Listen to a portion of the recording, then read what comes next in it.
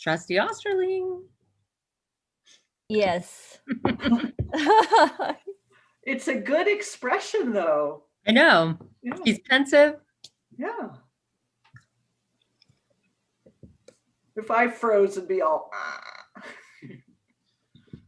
Hey, you're the Zoom maven for Rotary. Yeah. Problems? Tammy Silver will take care of you. No problem. Have a few Zoom tricks up my sleeve. Okay, well, I think he left to come back. Yeah. He may be dialing in, right? Yeah, there's his phone icon. Right. Oh, we've got the subtitles.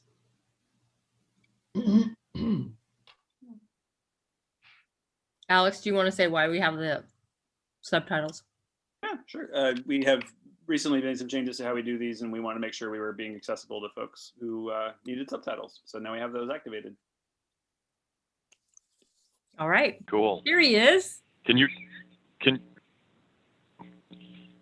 Hey, I'm calling remotely, and I do have a phone dial in as well as my video. But if I should lose connections, Berlinda, can you take over and keep the meeting rolling until I can log back in again? Absolutely. Apologies in advance. Absolutely. All right. If everyone's here, I'm going to call this meeting to order. And this is it's March 17th, St. Patrick's Day, and this is the 16th regular business meeting of the Pasadena Area Community College District. And we're starting early today at 4 p.m. And this portion of the meeting is going to be a study session with some information items. And apologies, I'm traveling and don't have a written agenda in front of me. Can somebody just state what agenda item we're on, please? We are on roll call number 1. Okay, roll call. Mr. Bucklehide, please. Trustee Chen Lao. Here. Trustee Osterling. Here. Trustee Brown. Here. Trustee Silver. Here. Trustee Waugh. Here. Trustee Martin. Here. Trustee Fellow. Here. Student Trustee Ramirez. Here. 7 with the student trustee here as well. Okay. All present and accounted for. Next agenda item is, help me out, please. It is the ACC-JC accreditation data, information, and discussion, and we'll turn that over to Ms. Crystal Cole-Ross, who is going to talk to us about the data that goes into the ICER and how it all comes together. Crystal, take it away. Thank you. Alex, you going to help me out here? Alex is going to help me out.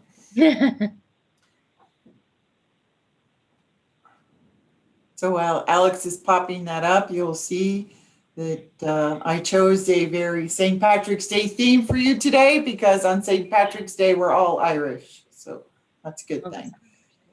All right, so next slide. So I want to just talk a little bit, I think, based on when we were having ICER discussions and some of the questions that Erica and I were being asked, I realized that I may not have provided enough background information on the ICER and what goes into it.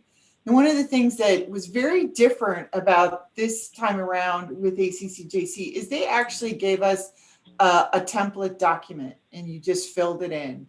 And so when it came to the data, which is primarily in the introduction section, they were very specific about what had to be in there. This is just all labeled. It was like, put here, put this, put that. That's what had to be in. And the data in the ICER introduction is really about providing a contextual understanding to the site team that comes to visit us about the college. It's kind of like their beginning introduction to who and what we are. So that's why you see things like enrollment data. We gave them some information about the district, some jobs data, licensure data. It's just kind of the big picture overview to orientate them to the college. So there is a little latitude about providing additional data in the introduction section, but not a lot. They are very specific about what they want us to put in there. So next slide, Alex. So So what needs to be included is student enrollment data, labor market data, and that's kind of local labor market data, demographic data, clearly about our students, socioeconomic data, and that has to do with our students getting what type of financial aid they're, and how much. The sites, we have to be very specific about the sites where we're offering classes, specialized or programmatic accreditation. For example, a lot of our health sciences programs have specialized accreditation that they have to do. So we have to list all that. And then licensure and certification exams, what types of additional licensure and certification exams our students need for certain programs. And then of course, student achievement data. Next slide, Alex. Now for the student achievement data, which is degrees, certificates, and transfer, they are very specific that we have to disaggregate that by age, gender, race, ethnicity, and socioeconomic status and delivery mode, which means basically, are you doing it in a DE or in the face-to-face? And they don't really ask us to do anything except provide this data. You provide it, we don't even really comment on it. If you noticed in the ISR, I have very little comments underneath, except if I'm gonna like point something out to say there've been some changes between years. But basically, we provide the data and it's up to the site team to use it as a contextual understanding for the college. So any questions about that? Or Dr. Androgianis, would you like to add anything? A question. Yes. So this information is brought to us because we had questions from the board, or how did that come up? Yes, Trustee Wah had some questions when we were reviewing the ICER, and when you were reviewing the ICER and you were looking at, okay, you're doing a first reading and you're doing a second reading, Trustee Wah had some data questions, and she said, well, we can't really accept the ACCJC, the ICER because there are all these questions I have about the data. So the purpose of this was to say that the data that's in the ICER is data we're required to have. And that, and we realized after the fact that we had never explained that it might have felt kind of arbitrary as to what data is there. So that's the point of this. And in the meantime, we've had Will Sims present on non-credit. We've had some, although we need some more, we have more work that we're doing on that. We've had a Freeman Center presentation, so a lot of the specific questions that Trustee Wah came up with actually were answered in other contexts. So that was the point. Thank you. And they were probably better answered in another context because we could be more elaborate. Like we also did the presentation on the health sciences that Dr. Young did for us, which much more expanded on the programs and where those programs are headed. Right. So Trustee Wah, I see your hand up. Yeah, so just to clarify, I didn't have a problem approving the ICER because I understood that it was the framework by which we needed to get this accomplished for the accreditation, but I thought we were going to have a more in-depth study session of the data. So I understand that we've had a number of sessions, maybe some of those questions that I had were answered. I don't know that all of them were. I'm looking at sort of my list of 20 something odd questions here. So were we planning on having a more in-depth study session on ICER data?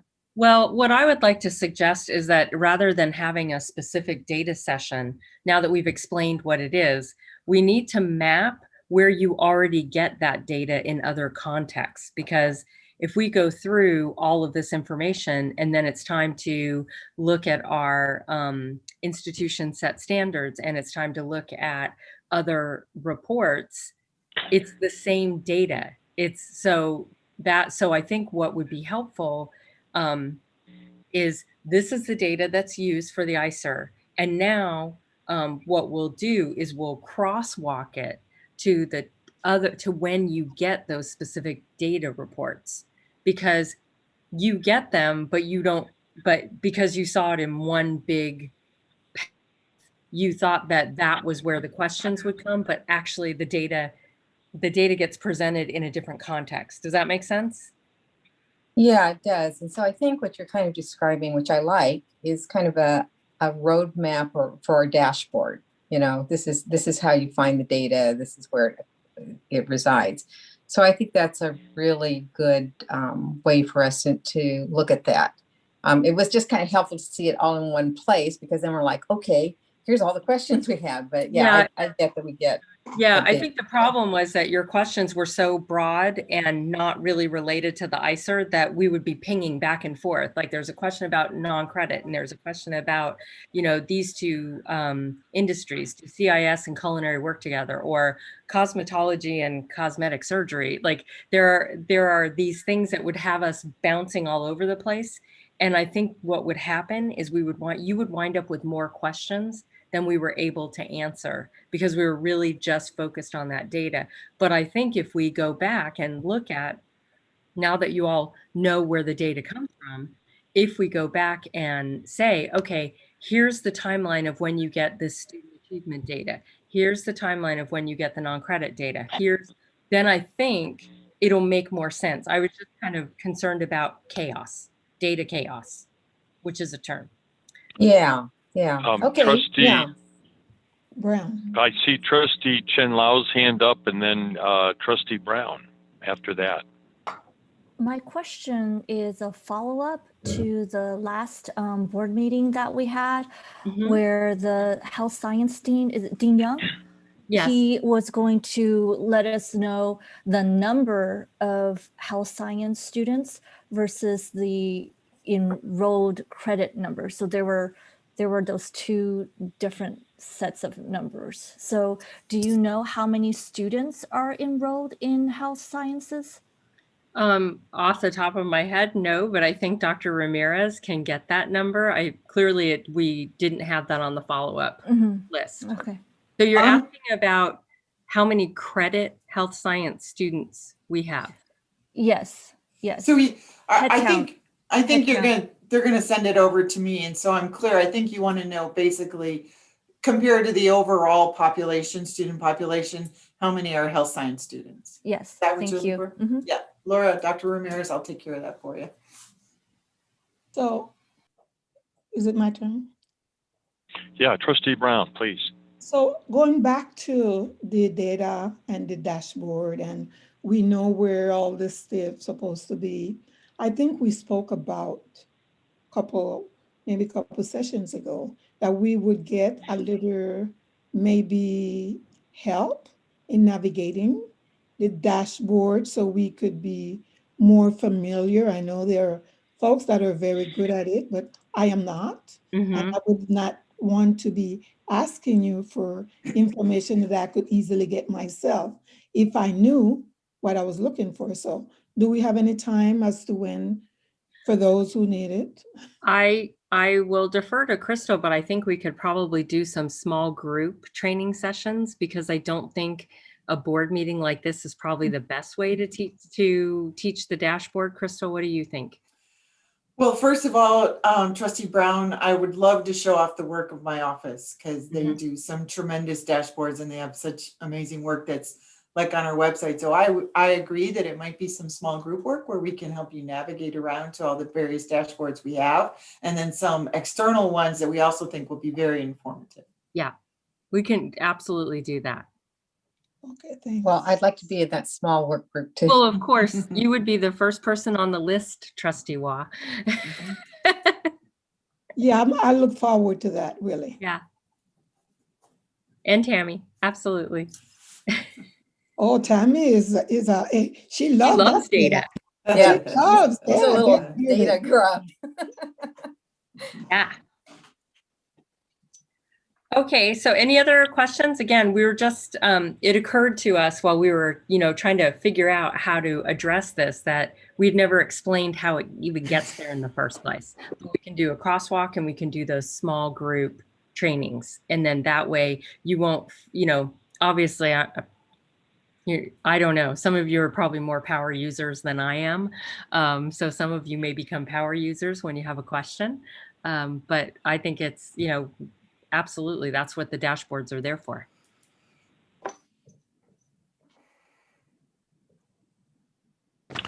Okay. Okay. So the All right, next, So that are we takes care done of with the that study agenda. session then? No, So no. are we- I just wanna- We're done?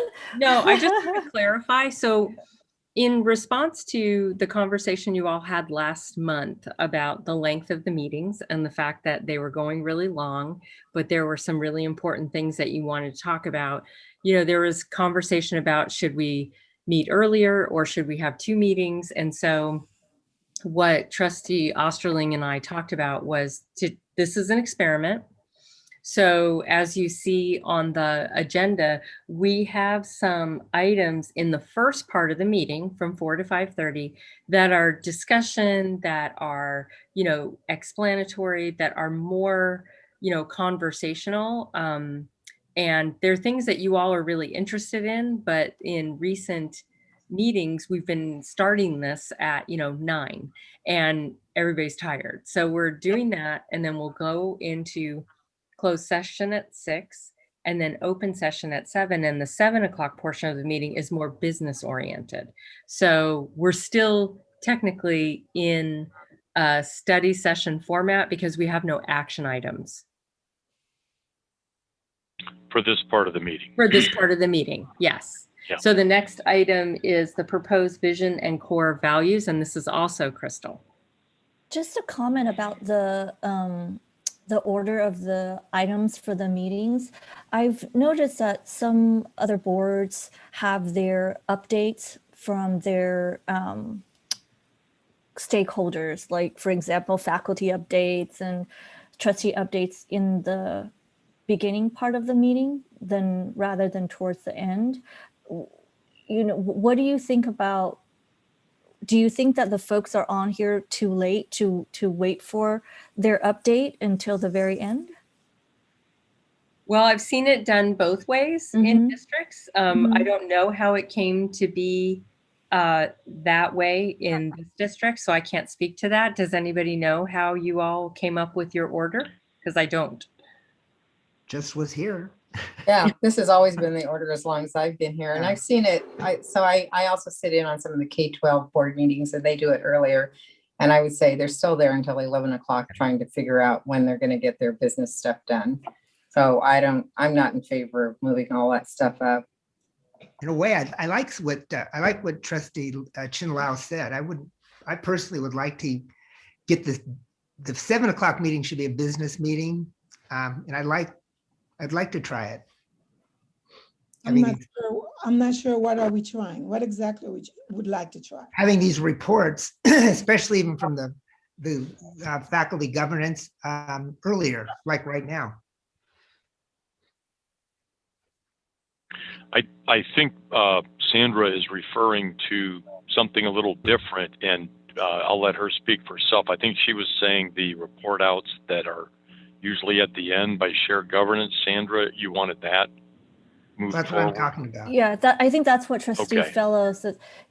Part of it is because I do think that, because we are interested in having discussions and the report outs may be responding to some of the discussion items that we have versus a straight, business meeting toward the end.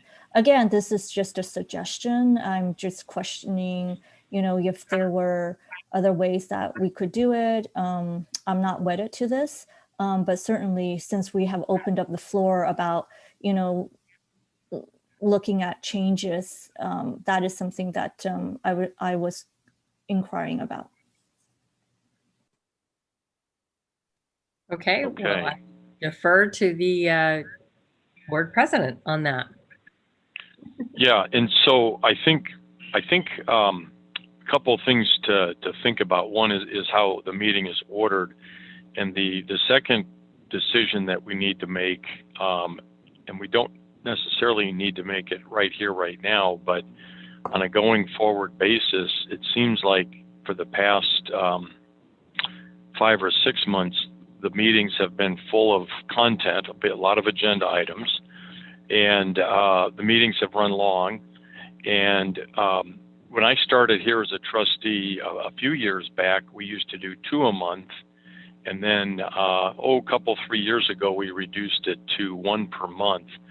So one of the decisions that we need to make is, do we want to do something in the format we're experimenting with today, i.e. start earlier, have more information items and presentations in a early session, and then take a brief break for dinner or whatever everyone wants to do, reconvene with closed session, and then reconvene to open session. And that open session would be business items. Alternatively, we could go back to 2 meetings per month. And there, the suggestion is we could have one meeting that's more for information items, and the other is more focused on business items. Although if business items come up, we would have them at whatever meeting that they were at. So that's the other decision that we need to make is would we rather have 2 meetings per month that are shorter, one focused on information, the other focused on action items, or would we rather continue to have 1 meeting per month and have it be a longer session, potentially starting early like this, so we don't go so late into the evening? Any comments on that? Any preferences? John? I prefer 1 meeting a month. And I don't really care how you slice and dice it. And the only comment I'll make on the slicing and dicing is if you put the closed session at one end or the other, then the people that aren't involved in the closed session can go home or log off or not come in. I'm sorry. I need to step in here. This isn't on our agenda, so we really can't be talking about when your next meetings are for right now. I think Okay. what I would recommend is that later on this evening, when you get to the proposed meetings, that someone here make a suggestion to you as the board president that you survey your colleagues and make a decision for the April board meeting. But we really can't engage in a conversation because we did not post this item. Okay. And Erica, you're right. So, but we can discuss it when we get to future board meeting agenda item late in the day. Okay, great. So we'll hold off. We'll table that conversation until then.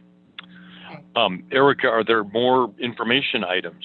Well, yes, it's now proposed vision and core values, and this is Crystal again. Okay. Okay. So that was it for the data piece. It was just those. Yes, it was an explanation of the data, and we're going to crosswalk when those data reports come to you in other formats, so that we're not doing one data conversation and then having part of it all over again. Okay. So it was an explanation of how data gets into an ICER.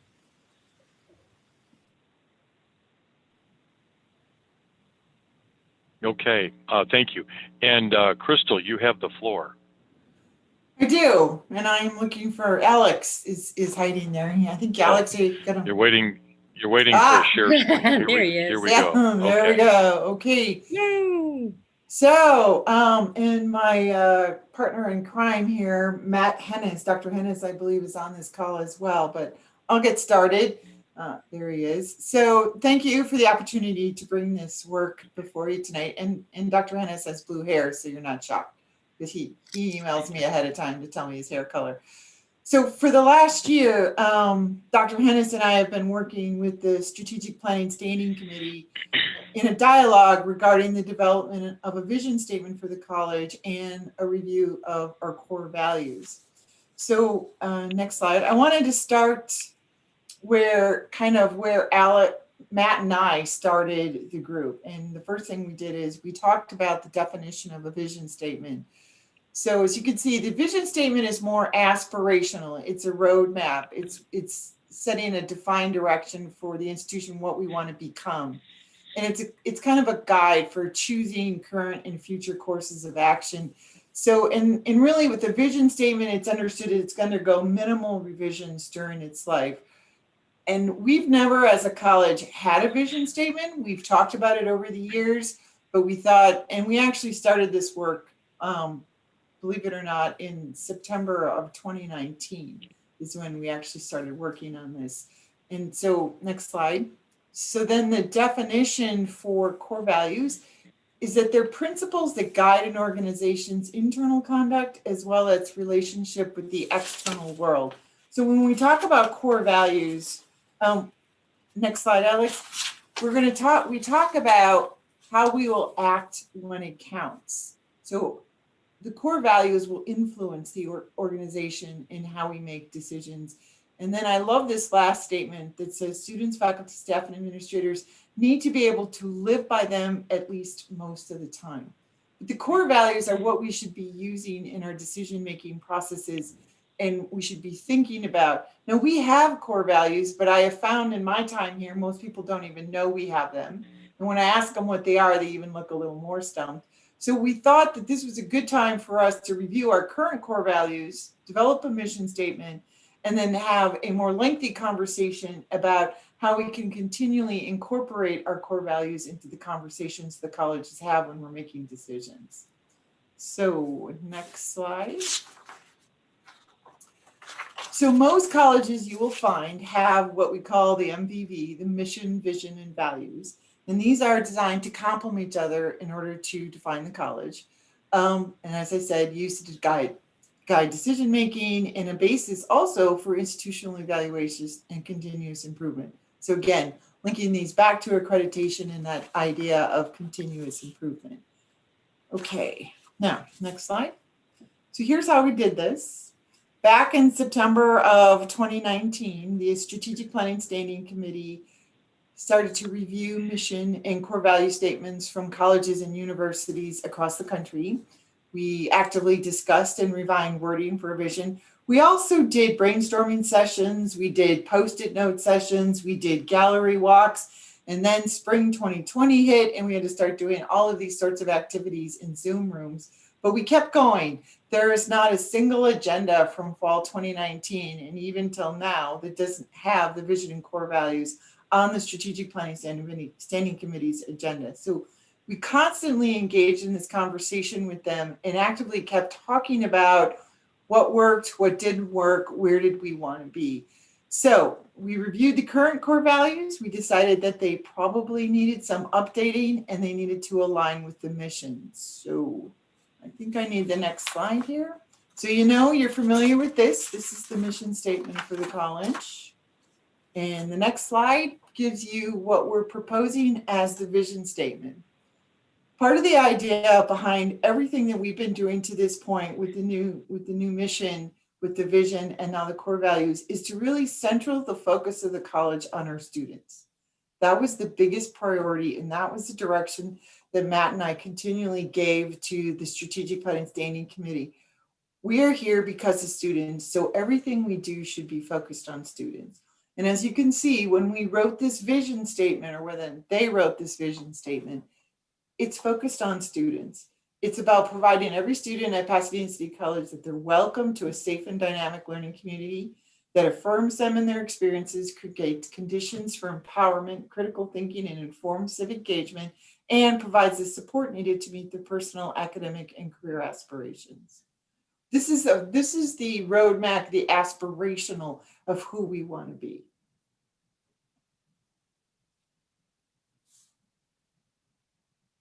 Everybody got quiet, or is it just me? Yeah, I'm thinking, do we need to have the word education in here somewhere? Or because we are an educational learning institution? It has learning learning. right there. It does say a dynamic learning community. Yeah, so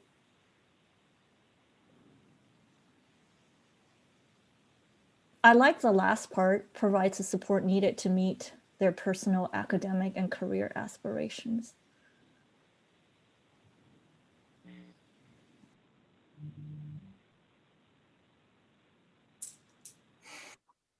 Good. We'll let you ponder on this. Dr. Hennis, you have your hand raised. Yeah, I just wanted to remark that, as Crystal said, the mission, vision, and values are really to be taken as a collective set of statements. And, you know, our vision statement or our mission statement starts out, we are an equity-minded learning community.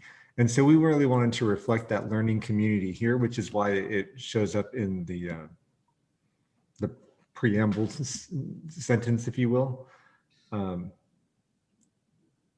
Yeah, I guess you could substitute the word educational institution for learning community. It kind of means the same thing, but learning community is a warmer phrase than the traditional educational institution. So they seem pretty similar.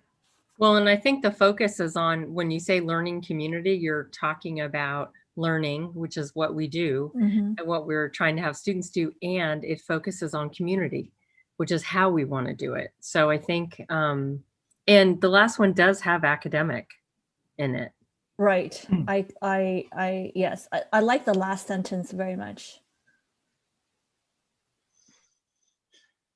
Mr. So I President. like that this focuses on the students. I don't know, sometimes when I think of a vision, I even think of it as even maybe more a broader even than this, but are we going to have a chance to actually, since this is the first time we're seeing this, are we going to have a chance to kind of look at it and kind of mull it over and give some feedback, or is this the one swipe we have at this? No, that's actually why It's I here. came tonight to a study session, is to give you that opportunity. Not just tonight, you can take it with you and ponder it. We didn't want to do that to you. We know that you don't like to get something in and have you say, make a decision. So that's why it's here tonight in a study session. Okay, great. But I do like that there's a focus on the students. I do think that's really important. Jim? Agreed. Yes, Tony, you're up. Yeah, I wanted to ask Erica.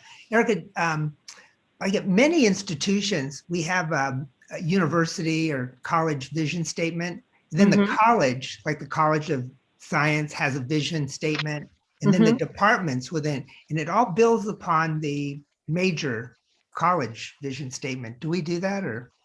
I don't know. Do some departments have mission or vision statements, Crystal? I'm not sure about that. They will have mission statements, but Matt's got his hand up, but not necessarily vision. Matt? I was going to say that you can. They're in the college catalog when we describe each program. We have a vision or a mission for the program. Something very Okay. simple, for example, and this was with either the American Heart Association, was their vision was to cure heart disease so that there will not be an American Heart Association. You know, so it was very simple, and I don't know if we will be able to go to that simple of a statement, but I do think that was very clear, right? You know, what they wanted to do and how they're going to do it, but that may not be the case here. But I think, you know, that may be having it be simple. Well, I could see that. I think one of the I think one of the major differences is that the Heart Association is more, I wouldn't say singular in its focus, but it's pretty clear what it's focused on. And we have to meet the needs of 30,000 students who are degree seeking, certificate, non-credit, not for credit, you know, lifelong learning. So, you know, I understand. So to get it down even more, I think, well, we'd be on the other side of this saying, oh my gosh, we left out this whole thing. Yeah. You know, I mean, I think part of it is, you know, this being student centered and student focused is what is for the student. I mean, I would like to hear from David, you know, when you see this, how does this speak to you? Yeah, I mean, just like how Dr. Andrew Jonas mentioned, I'm currently just thinking about different perspectives of students that might feel left out. But I think I think I would need to take it back and thinking about it and talk to other students.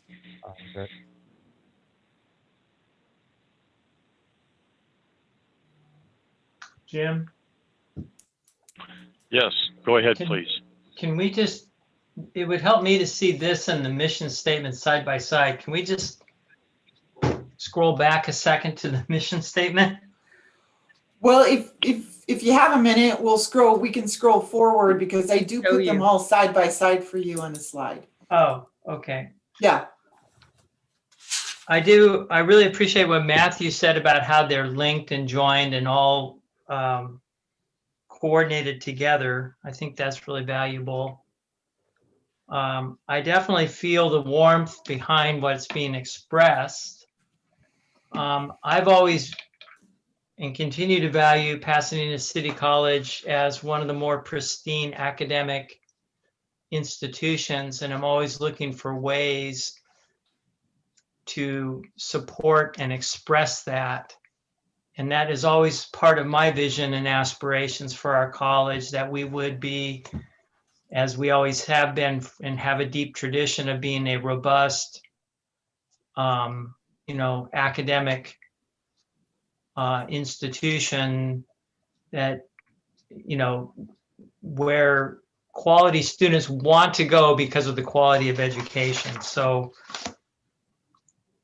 I don't know how to slip that in one of these someplace or another, but that's important to me. Well, I do think it would be helpful to get to that slide that shows them aligned, because I think that would be helpful.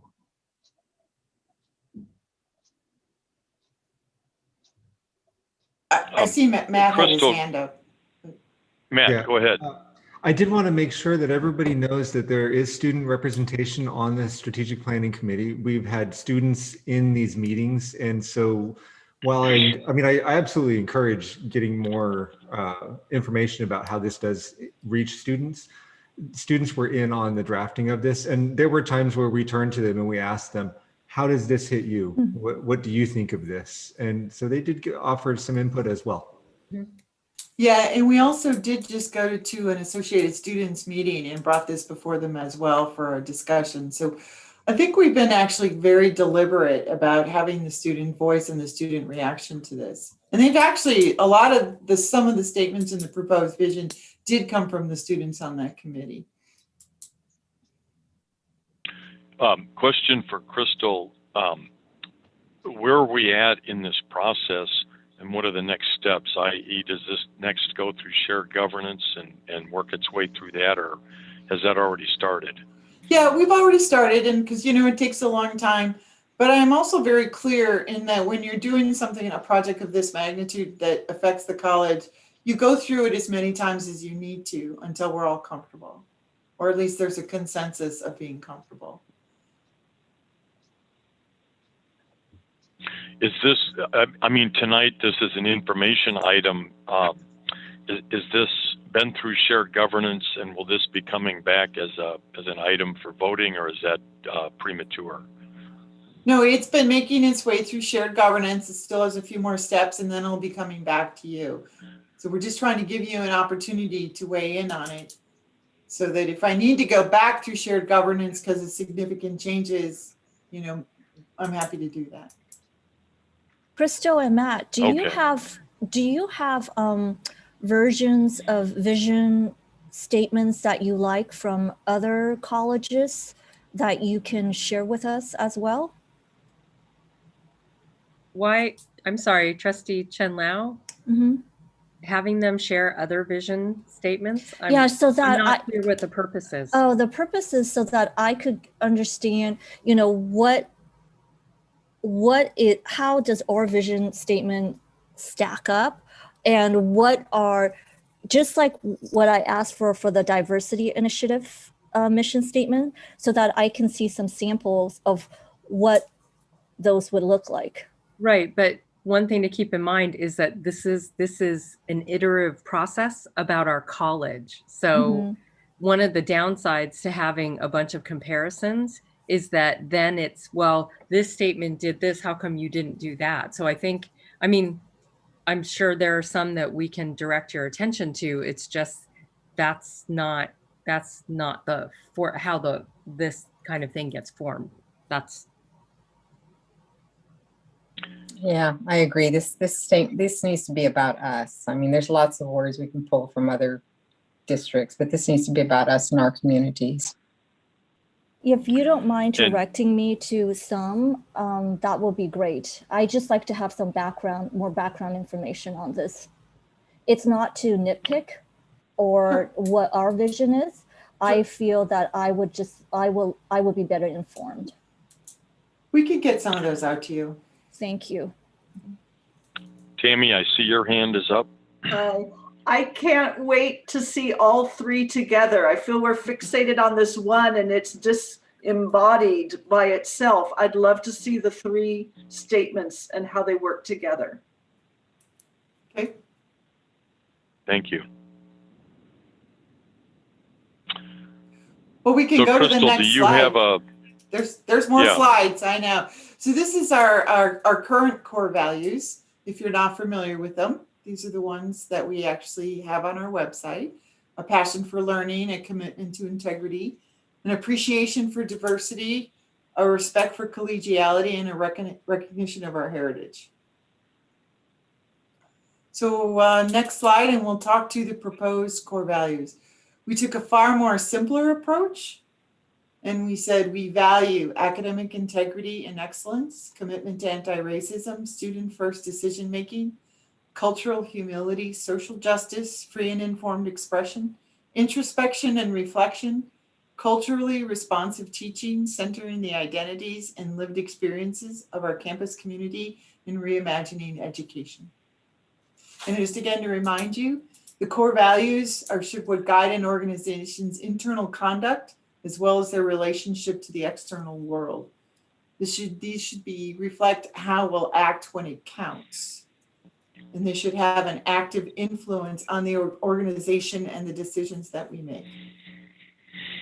Yeah, I really like this. This is a nice job. Yeah, I think it's very well done, and I actually like the bullet point approach. It gives those words more meaning than to be contained in longer sentences.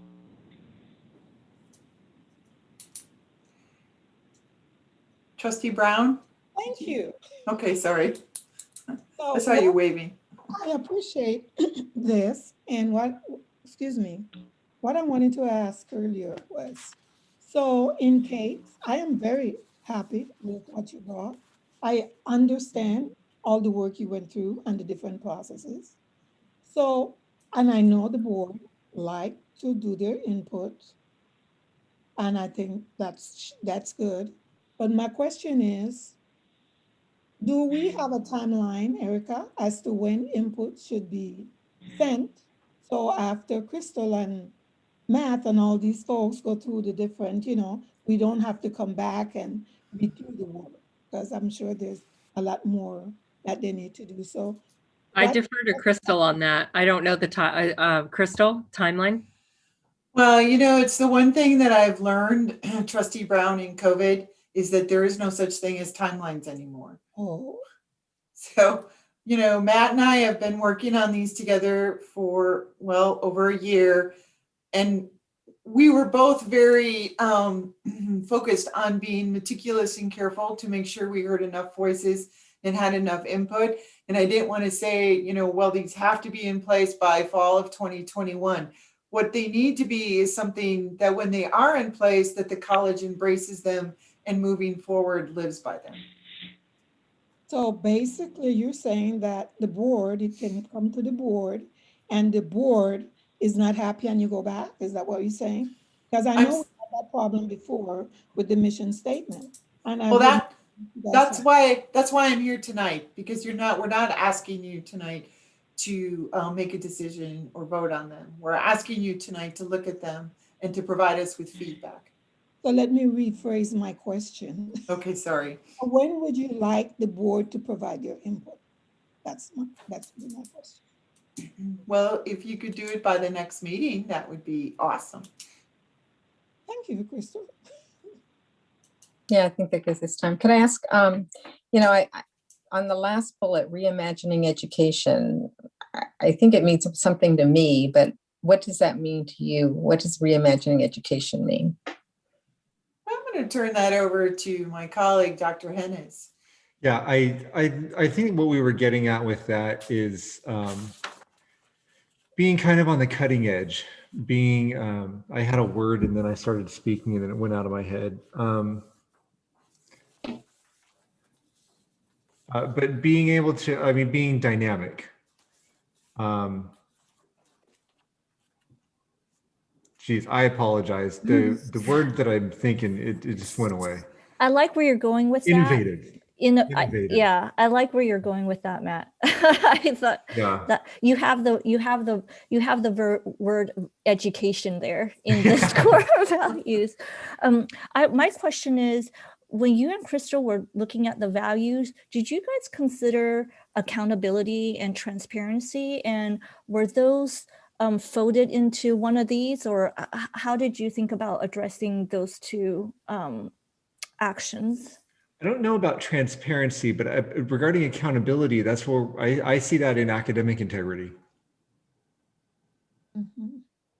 I think the other thing, when we were doing the reimagining education, I don't think anybody thought a year ago we would be in the educational situation we are right now. And so that took a lot of reimagining of education to deliver via, Zoom or remote learning, or how we talk about it. So what we talked about in the meeting was this ability for us to be flexible and to always be rethinking how we teach and how we do education on this campus. Because there's a lot more ways, which is what we find out, than what we had traditionally thought.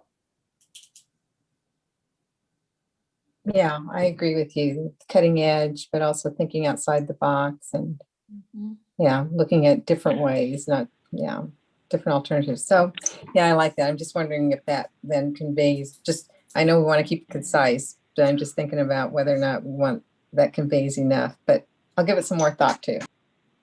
I think it would be good, Crystal, to go forward, because that slide that has the 3 is the next one. Yeah, is the next one. I think it'd be good. So let's take a look. Okay. Next slide, Alex. There you go.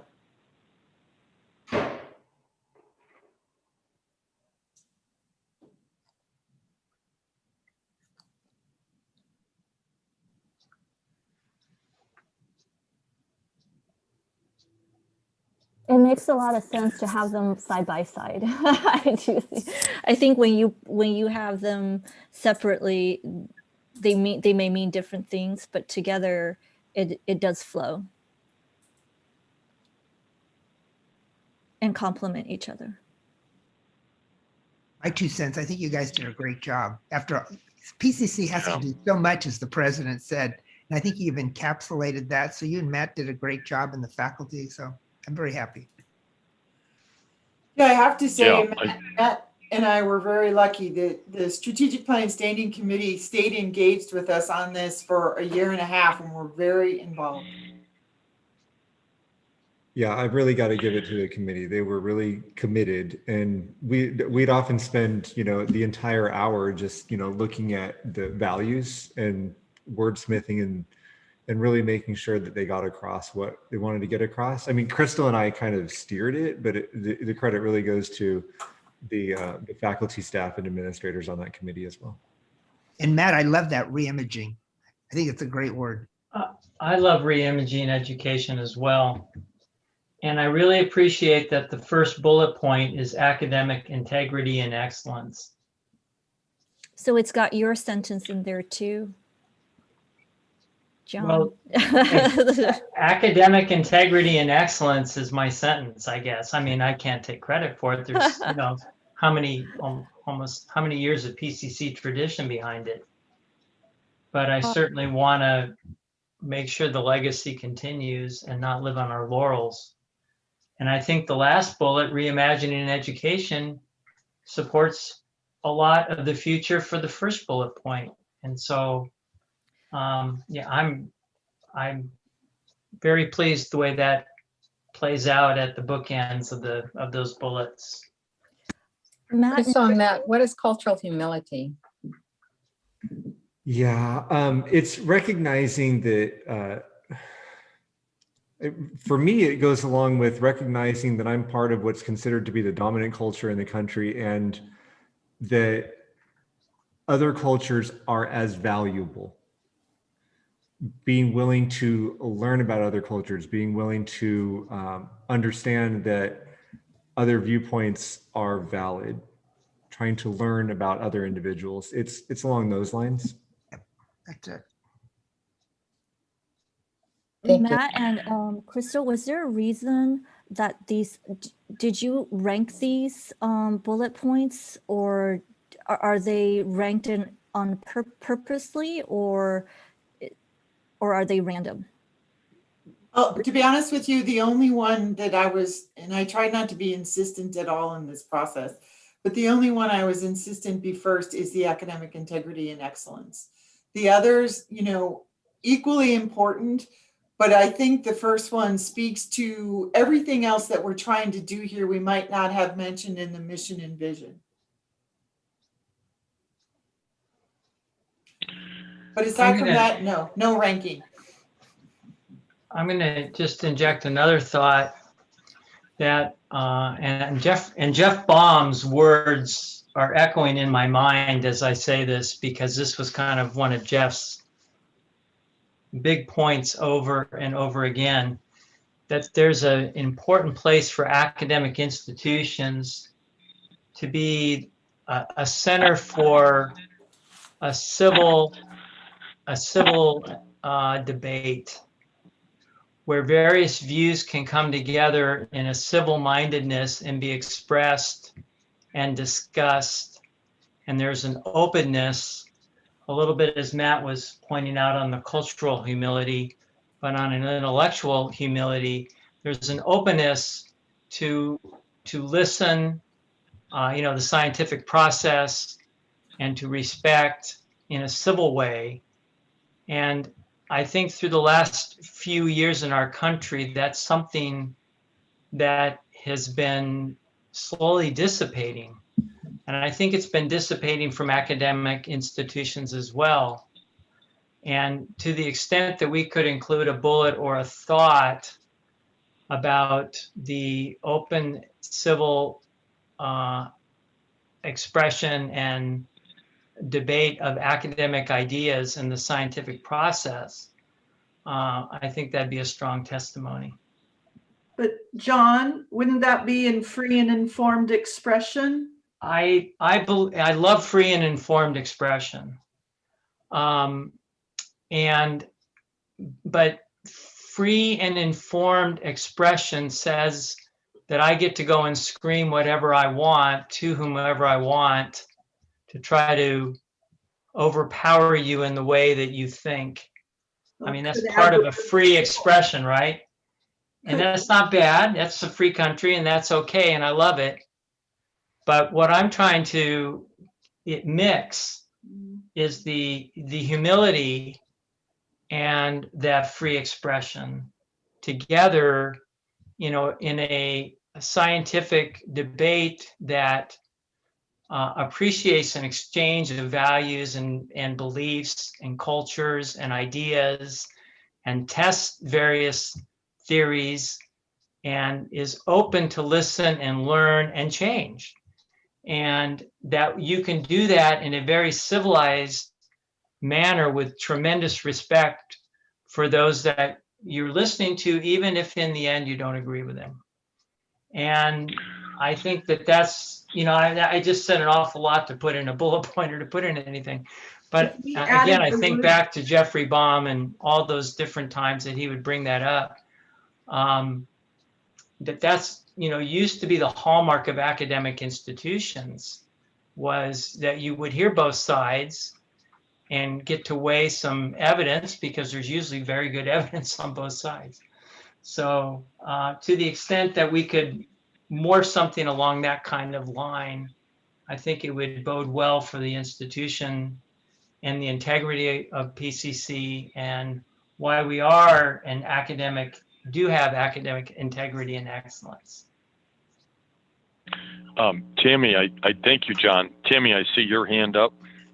Maybe just add the word respectful, free, informed, and respectful expression.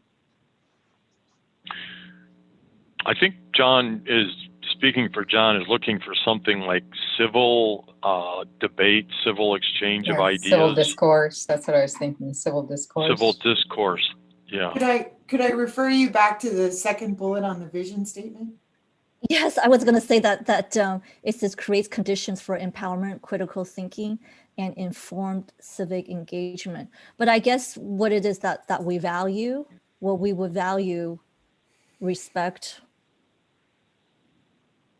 debate, right? Yeah. Or civil and free-informed and Civil and respectful debate, civil and respectful discourse. Yeah, because as you know, as you listen, there's kind of a mood in the country that wants to overpower the other side and feels like, well, if we can just overpower the other side and suppress their message. And yet, I think just I think the exact opposite of that we want a place where we value the expression of the other side and we're open to suggestions and trying to find really what is the best in these very difficult decisions. So I appreciate the way we're moving on that, because I think though we go around the edges here, we're missing something down the middle, like you're saying, a civil and a civil discourse, a civil debate, a civil exchange of various opinions and respect. Dr. Hennis has his hand up. Yeah, I think I see Crystal. Matt, go ahead. I think I see Crystal taking notes, and yeah, we can wordsmith this and then bring it back. I think we get. I mean, because you all have a lot to do in your meetings, I'm sure, and we can wordsmith this and bring it back. But we do the dialogue here is absolutely beneficial. So thank you. But yeah, I appreciate that, Matt. I think you guys have done a phenomenal job, and I appreciate your idea on the cultural humility and how you describe that is kind of the same idea that I'm describing for civil debate on any topic, not just culture, but policy or position or testing science. So you get the idea. You guys can work on it. Thank you. Yeah, let me. Okay, Tammy, you're next. I would be if John wants another bullet point, I'm fine. But if he could go with putting a single word into the free and informed expression line, I would like that, just to not have the value statement go on and on. So, and I just also want to say, I like the word expression instead of discussion, because you can have very rude signs or things. So I think expression encompasses discussion as well as visual expression. I'm really comfortable just handing it back to Matt and Crystal and let them work through this idea, if it can come out however they'd like it, suggest it may come out. And the only thing, as much as I really appreciate what Tammy's saying, and expression is very important, sometimes that could be misconstrued to this what we've had for so many last few years of this overpowering expression. Yeah, I'm free and I'm going to inform and I can express. Well, that's important and that's valuable. But as Matt expressed, there also needs to be a time where there's some humility, that we listen and we're open and we pause and we contemplate and work through these things together in a very civil way, not trying to overpower in essence, but through persuasion. So I'm comfortable that they'll give a good whack to it and see what they can do. Trustee Wah, your hand is up. Yeah, Crystal Linda, and go Matt. ahead. Crystal and Matt, on the second bullet on anti-racism, not everything is about race also. Should this be extended to just anti-hate? I think both Matt and I have been familiarized ourselves with the work of Kendi, and I think anti-racism is the actual word we want. It is. I absolutely agree. I think anti-racism, we have really built moving our culture of the college around Kendi's work. And I think we need to stay with that terminology. That would be, No, I'm not suggesting to eliminate it, but should it be extended also to beyond racism? well, Well, I think one of the conversations Matt and I are now having with the Strategic Planning Standing Committee is the conversation about, do we nuance these out a little more so that when we get asked questions like you asked, we can answer that and say, this is what it means to the college. We've been having that conversation. Matt, I had to leave early on Monday. Do you know where that went? We didn't get to it. Okay, so it will be on an agenda where there was some, because there are people who didn't exactly understand centering identities and lived experience of our campus community and what does that mean. And so we were thinking about in terms of having further definitions that would be available, like if it was on the web, you'd click on it, commitment to anti-racism, and then it would give you a more fuller definition of what we mean by that. That's a good idea to have it. Yeah. If for people who want to to dig deeper into this, there's an opportunity to do so. It's almost like a user's guide to the MVB, right? Right. But what we did want in the value statements is we wanted to be a lot shorter and a lot concise. So when you looked at them, it was like, oh, got it. This is what influences our decision making.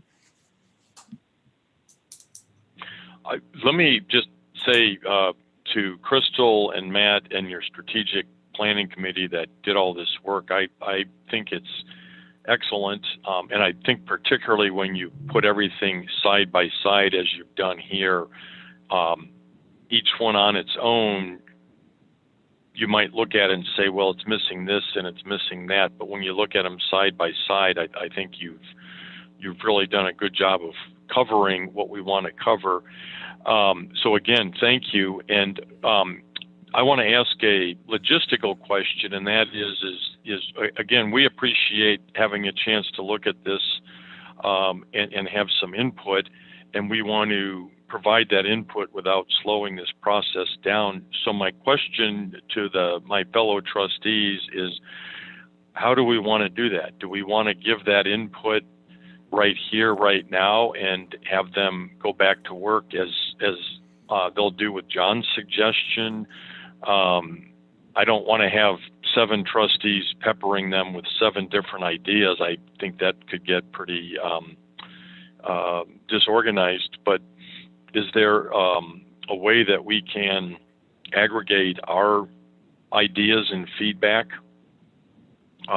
into this, or have the trustees expressed your thoughts completely now and want to turn them loose with the ideas and suggestions that have been made here? I think, Jim, we've given a lot of feedback that Crystal and Matt can work on, but I don't want that to exclude us from being able to give input, as we have a chance to kind of look at this more in depth, because this is the first time we're seeing this, and to be able to give some input. And maybe a week is probably enough time. I mean, if you can't, after seeing this and after hearing the discussion, we should be able to give some feedback within a week. And I don't care if you want us to send it directly to them or if you want us to send it to you and you can aggregate it, that's fine. Why don't we send it to Erica? This is something we're going to vote on, and right, Erica not tonight, but yes. could, not tonight, but at some point, and Erica could aggregate. And yes, I think 1 week we should give ourselves that deadline. And then Erica, if you have feedback, if you could aggregate what you receive within the next week and then distribute that to the trustees, and it can be very random. By that I mean, each trustee might have one comment on one element of this, and that's fine. And then just list out the comments. Okay. Okay. Does that sound good for everybody? Is that the most effective way for us to get feedback, but keep them on task, on schedule. Okay for me. All right, that's what we'll do. And Crystal and Matt, is there more to the presentation, or is this the final slide? The next slide just has the vision and values, so we can end right here. Yeah. Okay, all right. Yeah, and again, when you see those side by side, it really starts to come together. When you look at each one separately, you feel like, oh, we should add this or we should add that. But when you see the whole in the aggregate, I think you've really done a good job. Yeah, we tried really hard to make sure they complemented each other, but didn't overwrite each other. Yeah. Well done. So any other trustee comments? And again, thank you for the time I know that has gone into this. I know what it's like to wordsmith documents with large groups of constituents involved. Look, we have a future Lancer who's joined us. I'm just sharing I'm sharing my leprechaun. Aww. My newest little leprechaun. So, We're so proud of. yeah. So What's I'm her trying to name? turn her so you can see her face. What's her name? Olivia. Aww. Olivia. And she is part Irish. Oh. Not from our side, but she's part Irish. So here she is. Beautiful. I guess I gotta turn this thing. Congratulations. Oh, the camera's over here. There you go. Yeah. So anyway, she came to visit the open meeting. Oh, Her first meeting. That's good. Okay. John, is that your first? John, is that your first grandchild? That's our first one. Yeah. Congratulations. Yeah, we're very excited. Hi, she's smiling now. Yeah, we got some big smiles over there now that she's being held by grandma instead of grandpa. Okay, Trustee Osterling. All right, thank you. Yeah. The Yes. next item is board committees reporting out. All right, thank you. Do we have any board committees reporting out tonight? Actually, I do. I had a Okay. meeting. We had. Berlinda, you have the floor. I do. Well, thank you for the floor. So the policy committee met on February 23rd, and you will in your package see as we go out that we have several policies that we had approved. Now, there are a few questions that I think this will be the time to clarify them, right? Yes? Well, no, you can clarify them later, Trustee Brown, when you're actually considering the board bylaws and later on in the action items, you can clarify then. It doesn't need to be clarified now. So just know that we did meet. Okay. Yeah.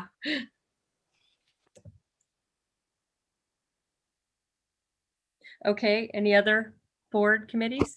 Well, the legislative committee hasn't met, but Eric has, so I know that we're still planning on doing hopefully some legislative visits.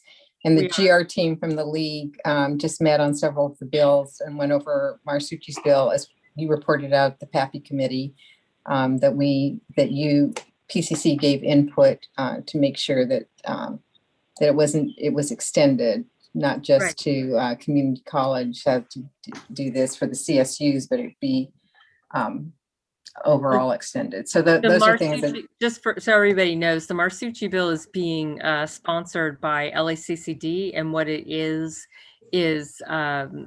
ethnic studies requirement for all students completing an associate degree for transfer going to the CSU.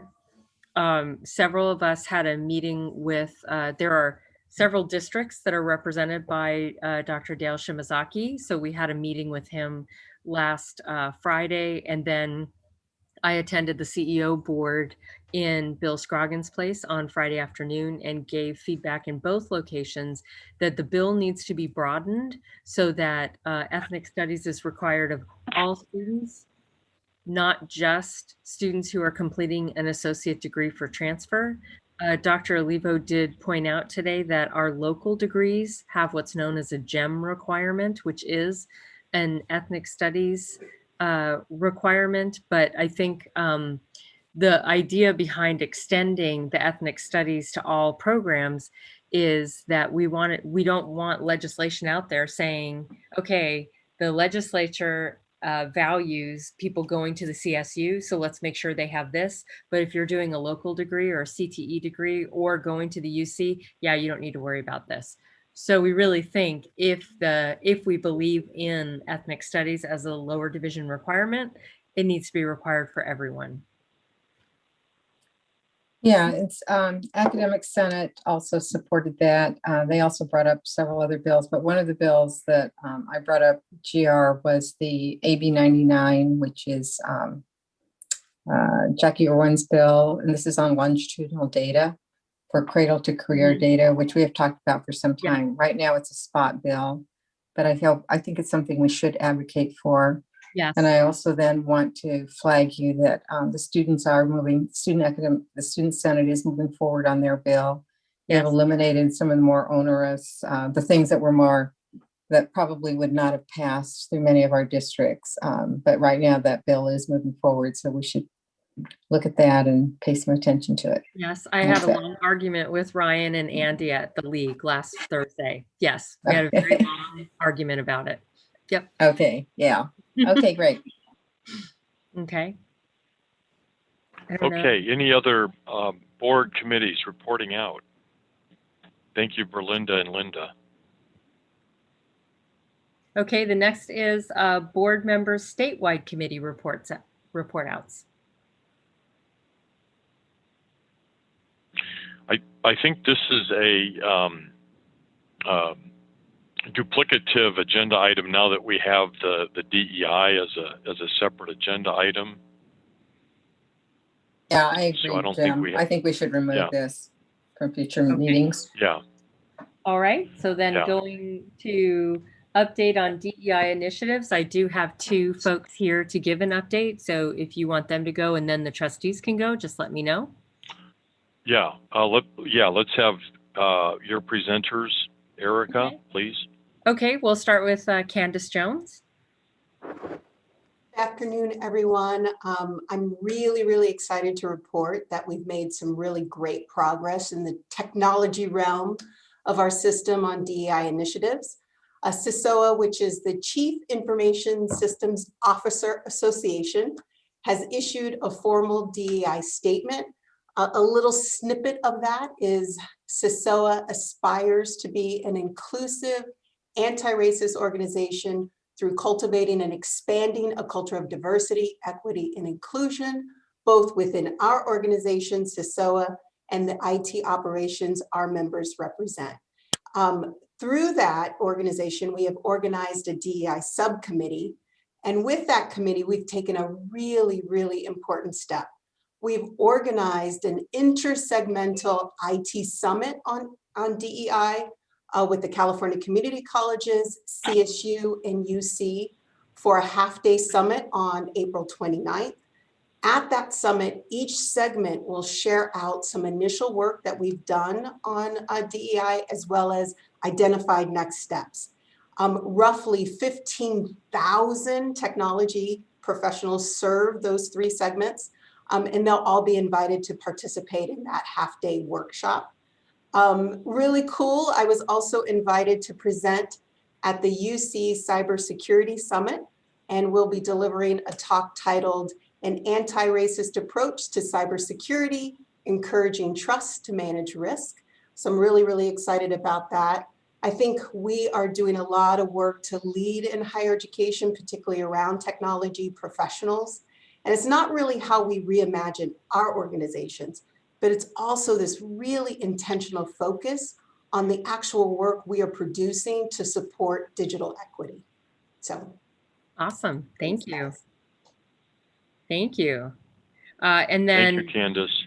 Next is Dr. Carrie Boland. Good evening, everyone. Some short updates. In our efforts to be responsive to the institutional priority of building an equity-minded learning community, we are working to create and build out an equity and leadership professional workshop series. So excited about that. The efforts around that are really to increase and foster transformational and courageous leadership on campus. The workshops will build awareness of personal narratives on race, culture, systemic institutional factors that produce inequitable outcomes, and give tools to help our faculty, deans, managers, and so forth create equity-centered communities. And this effort birthed out of my conversations with kind of a cross sections of our leaders on campus who really want to be doing this equity work and creating sort of spaces of dialogue around difficult topics and sensitive topics or what have you, but that they didn't feel sort of the confidence to do so. So I'm hopeful that this series will sort of build out some of that skill set amongst our managers, our deans, and our faculty. Second piece, kind of in the same vein, Human Resources has a vision of building out the EEO training that they currently host for employees of the institution interested in serving on a hiring committee. Its focus is in hiring the best while developing diversity in the workforce, legal requirements, and best practices for screening committees. So the training is to really help create standards for all individuals sort of across the board participating in the hiring process, which is fantastic because we want to build continuity around that. And that if you are a participant in that process, that you have to complete the EEO training within, those past 2 years. So this space has been really a fantastic introduction to diversity language, the benefits of diversity in the workplace, expectations of the hiring committee, and the processes and the ways in which sort of personal bias affects decision making. We're now taking sort of that piece and wanting to sort of extend it and build on it and create a training that includes sort of those building blocks from that foundational knowledge into sort of that equity and leadership principles and focus on our role as contributing members of an anti-racist and equity-minded community at PCC. So I am so looking forward to working alongside Vice President Bob Lazinski and his team to create an experience that our employees can opt into as they seek to kind of sort of layer on some additional content knowledge around DEI work and best practices. I see Trustee Wah's hand is up. Yes. I just wanted to make a comment. So I want to thank Dr. Jones for inviting your staff to report out on what they're doing on DEI. It's one of the things that we've talked about in the districts and the trustees is how do we hear from all of the stakeholders on our campus what they're doing on DEI. So Carrie, I know you live and breathe this, so always happy to hear what you're doing to help everyone progress, but it was great to hear from Candace. And I hope we can hear from other stakeholders in our campus too. So thank you for doing that. And I just want to offer that I'm on the CEO task force for DEI, and we are looking at doing a video where there was a video done of 4-year presidents, and it is making statements about, where we're coming from, what we expect, and we're going to be working on that with the Chancellor's office, and it's going to be all around DEI and our commitment to DEI on our campuses. So I'll keep you posted on that. But I think it's a pretty powerful video that the 4-year colleges put together, and the president Fram from CSU Fullerton is one of the presidents who's featured in that video. So stay tuned on that. Fantastic. The last couple pieces, one, I want to always make sure that I highlight and sort of elevate the fantastic work that our outstanding faculty are doing. A new professional development opportunities coming up for faculty named Teaching and Learning Through a Culturally Responsive Lens. This course is designed for faculty who want to learn the principles of culturally responsive teaching, assessment, and really the neuroscience of learning. So in addition to this being a course where one of the learning outcomes includes reviewing strategies for core instructional activities such as active learning, assessment, group work, discussion, and so forth, it will also integrate a very powerful principle, which is that of reflection on one's teaching. And so that in many ways kind of sort of answers that call from a particular vantage point of that of the Chancellor for us to do some reflexive work as it relates to our course curriculum. Sheila Rose and Richard Abdel Karim have been the leads on this most important effort, but have certainly done their due diligence in reaching out to the broader community of individuals, specifically from diverse backgrounds, to gain their input before finalizing this product. So stay tuned for that invitation for our faculty community. I'm very excited about that. In my last report out, I shared about the need to build some cohesion and synergy around some of the already outstanding work that the college has been doing prior to my arrival. I really count that as a core, deliverable of my role as a diversity strategist here. So one of those areas of priorities have been to, around our Black African-American student experience and success. And so with that said, I've called together our leaders from our programs, our various programs specifically targeting our Black African-American students. That includes our empowerment programs, our Black Summit PCC initiative, our Black Studies Department Working Group, our African American Student Outreach Committee. The list goes on and on, our PCC Diversity Initiative, PCC Rise, so on and so forth.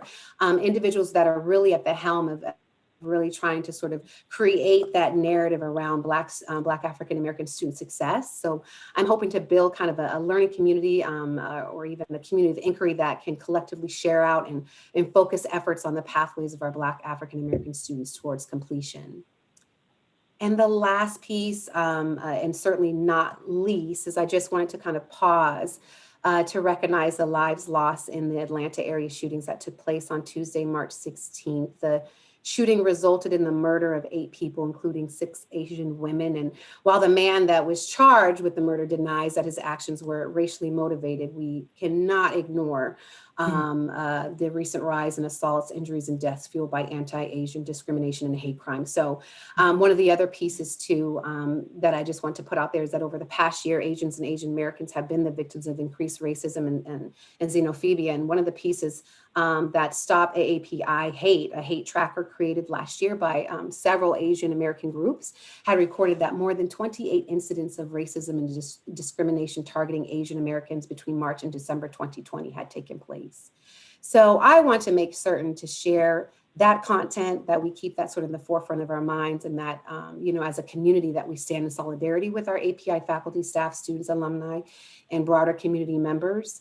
One of the other pieces that I'm working on in collaboration with our API leaders of the college and other partners within the college is to create a space of healing. And so we'll look to share some more information out more broadly shortly about that. But that is it for me. Great. Thank you, Dr. Boland. Thank you. Trustee Osterling? Yeah, thank you, Carrie. Moving on, Linda, did you get the draft of the DEI mission statement to Alex so he could share that on the screen? Yes, I did. Great, thank you. And trustees, actually, let me back up. Berlinda, Yeah. I saw your hand up during Dr. Boland's presentation, and I apologize if you had any questions or comments. Actually, I didn't realize her report would be that extensive. I wanted to talk about our statement. So are you going to put it up? Okay. I'm sorry, but you Okay. didn't move it at the beginning of this meeting. You did not move that item to this part of the meeting. Oh, okay. It's still under action item. So We'll do it later then. Could it be under update on DEI initiatives? well, the problem is it didn't get moved. Right. But So Jim, I think rather than discussing the mission statement, why don't you and Berlinda discuss the virtual town hall that's going to take place? I think you could do that as an update. Okay, and I'm happy to do that. And why don't I suggest that we distribute the draft DEI statement to the trustees to review and comment instead of presenting it here, since it's not officially on the agenda. great, thank In you. the proper fashion. Okay, so yeah, thank you, Linda. So on April 1st, there's going to be a trustee town hall, and I assume that, Linda, that you have the Zoom information for that, or Erica does, and we can get that Right. distributed to all. Yeah. Right. Yeah. So the league will be sending that out to everyone. So April 1st at 6 o'clock. PCC Thank will you. have a part. So, yeah, and PCC is going to be featured in the town hall, so we encourage all of the trustees to join, and we'll get the Zoom invitation out to each of you. Berlinda, is there anything that you want to add to that? Yeah, of course. Linda volunteered us all to be part of this. It's called being voluntold. So, We're you know, voluntold.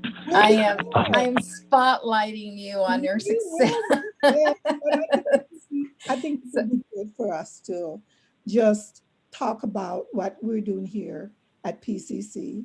And if we could be of help to another college, then so be it. So look forward to seeing all of you.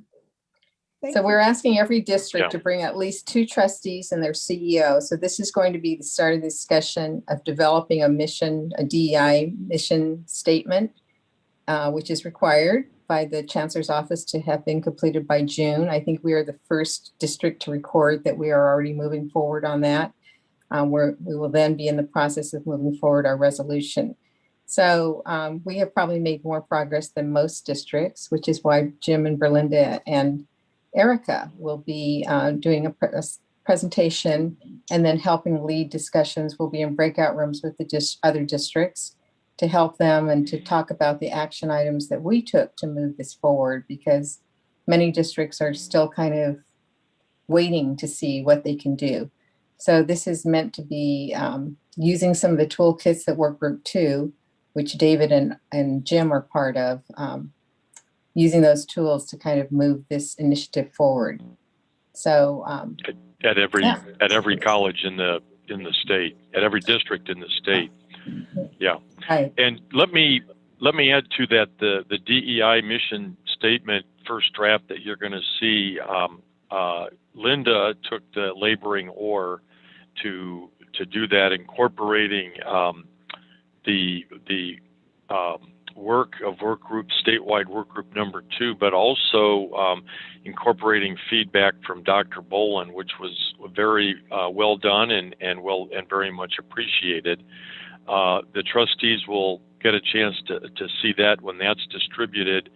And then Linda also mentioned the resolution, which did come before the board last meeting. And I wanted to thank Tony, Dr. Fellow, for his input into that resolution. Just for the logistics for the trustees, we're going to focus on getting the mission statement done first, and then we'll turn back to that resolution, which is more comprehensive. Linda, with the help already described, has got our DEI mission statement to be 1 paragraph, 3 sentences. It's concise and very well wordsmithed, whereas that resolution, as you all saw, is quite lengthy. So Linda, thank you for that. And we'll get that out to all of the trustees to look at, review, and please provide feedback on the mission statement to me or Linda or Berlinda, and we'll incorporate all those comments and get that finalized and adopted. I think I just lost my screen. Can everybody still hear me nonetheless? Yes. Yeah, I can hear you. Okay, good. So I still have voice, and I'll try to get the video back on again. So that's it for that item. Eric, a question for you. Yes. In the next open session, do we have a... Wait a minute, you're muted, Jim. How's that? Yeah, better. Am I back? Okay. Yeah. Sorry about the bad connection. Do we still have the reordering agenda items, approval of the agenda as Yes, part of the next session? Okay, so we can reorder then. Mm-hmm. Okay. So the I think only we thing have left, at least one. Yeah, the only Go thing ahead, left please. for this session is for you to ask if there's any public comment on closed session agenda items. Okay.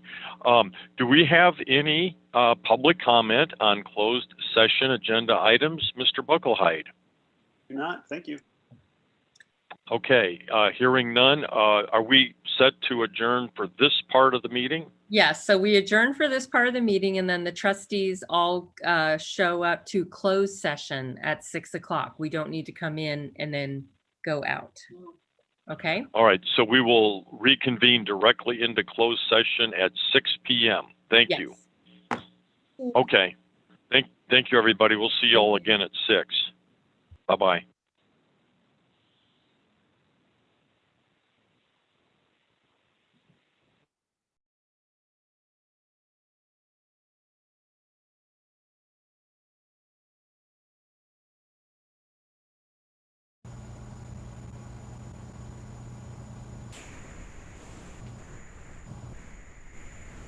Did you? It's working. Okay, good. So I you mean, it is. so I guess you can turn it off. Unless you want to keep it on. For everyone that's just joining us, this is Alex Bucklehide, just getting the room set here. We expect the board back any minute. If you're here to speak during introductions, please just sit tight. We're keeping cameras off until we're invited up to speak. So it'll just be a few more minutes. Thanks so much.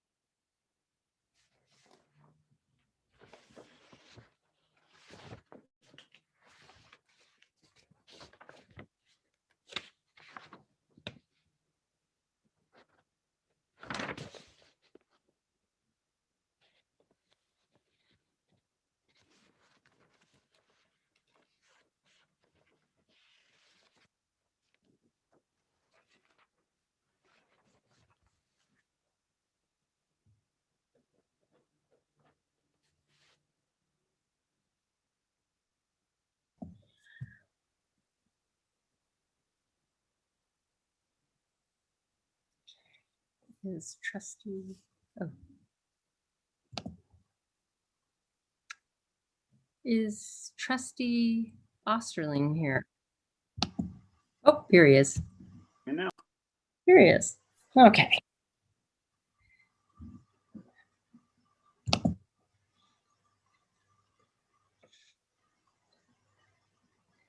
Okay, connecting.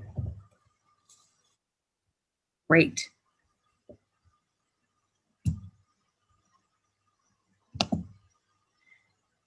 Jim, you're on mute. Oh, thank you. Okay. I can't see all the screens. Is everybody here or all the trustees here? Yes, I believe they are. Okay. I'm going to reopen this meeting. This is the regular business meeting number 16 for the Pasadena Area Community College District, and it's Wednesday, March 17th, 2021. We just concluded a closed session, and there was no action taken in that closed session. We're now going to go to agenda item number 2, which is the roll call. Mr. Bucklehide, please. prior to roll call, I would like to make clear for the record of this meeting, and it should be reflected in the minutes, that this Board of Trustees meeting is conducted pursuant to California Government Code Section 54953, as amended by Governor Gavin Newsom in Executive Order N 2520, dated March 12th, 2020, in that all trustees are participating by remote video or teleconference. I would now like to request that each trustee in turn respond to the following questions. I will start with Trustee Chen Lao.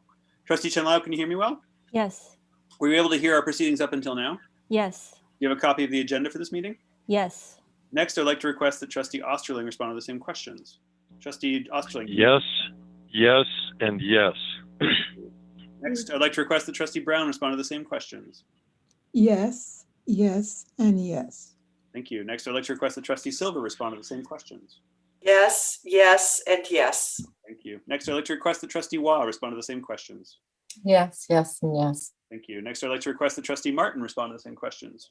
Yes, yes, and yes. And lastly, I'd like to request that Trustee Fellow respond to the same questions. Yes, X to the third power. I would like to request that Student Trustee Ramirez respond to the same questions. Yes, yes, and yes. Thank you. I would now like to ask that a member of the Board of Trustees speak up at this time if they have not been able to clearly hear any trustee.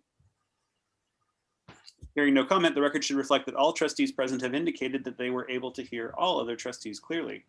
I would next request that any trustee speak up at this time if such trustee has any reason to believe, based on voice recognition or otherwise, that any person representing themselves to be a certain trustee is not truly so. Hearing no comment, the record should reflect that no trustee has expressed doubt that any trustees are the parties participating in the teleconference. I would now like to advise the trustees and the public that any votes taken during the remote conference portion of this meeting must be taken by roll call. Thank you, Alex. Alex, could I also press you into service to read the land acknowledgement?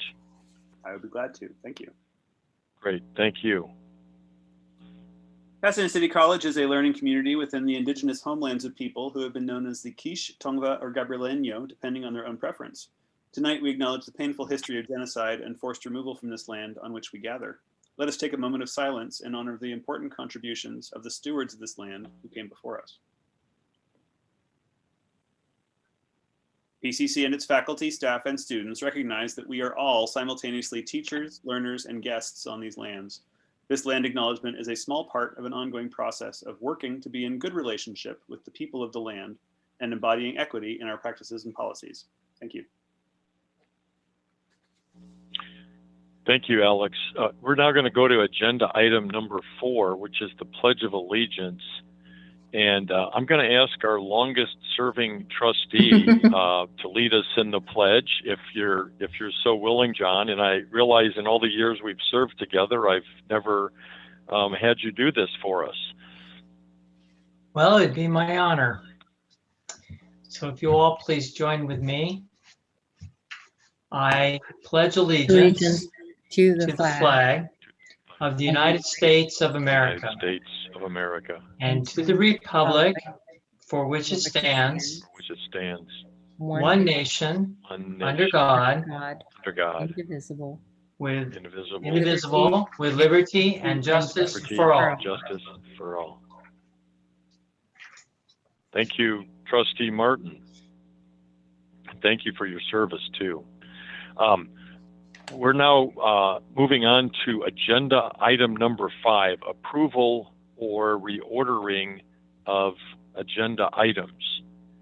And Ms. Waugh, Trustee Waugh, do you have an item?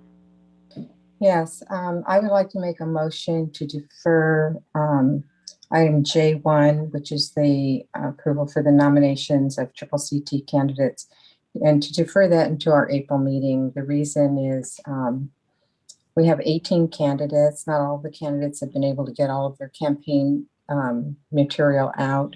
Districts are still voting. Only about 30% of the districts have voted.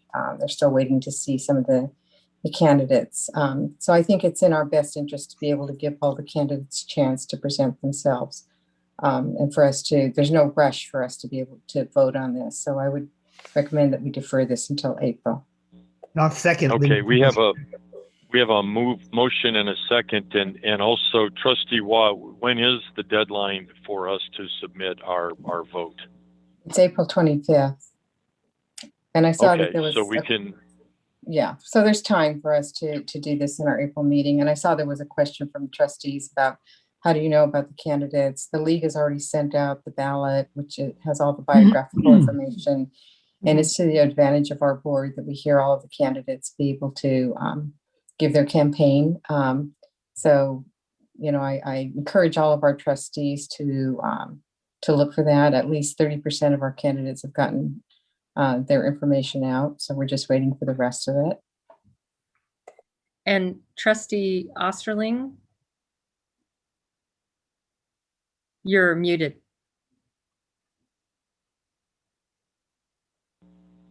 I would also like to. Okay, thank you. I would also like to suggest that you pull item J2, which is the DEI mission statement. Correct. Thank you for reminding me. So I'm going to move that we remove item J2, which is the DEI mission statement. Procedurally, we needed to get that into the board packet in advance. And what we'll do instead is distribute that via email to the trustees for their review instead of reviewing it at the meeting today.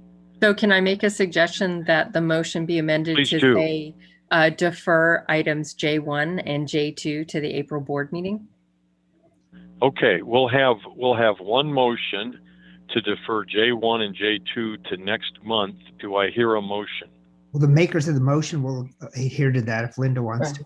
I accept the amendment.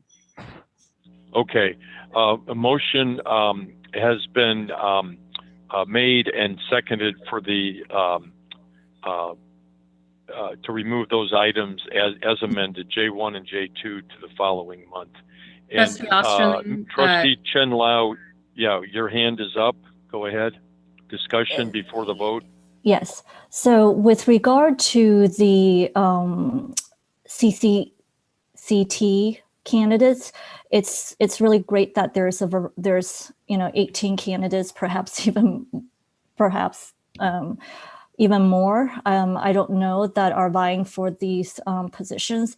What would be helpful to me, and I'm bringing up this question without the answer, is if there's some criteria that we should be looking at as we review these candidates, just like when we get elected, right? There are criteria of whether, time of service, their commitment to community college education. I mean, what are those that we should be looking at, since there are so many candidates, and certainly with an eye to diversity, equity, and inclusion?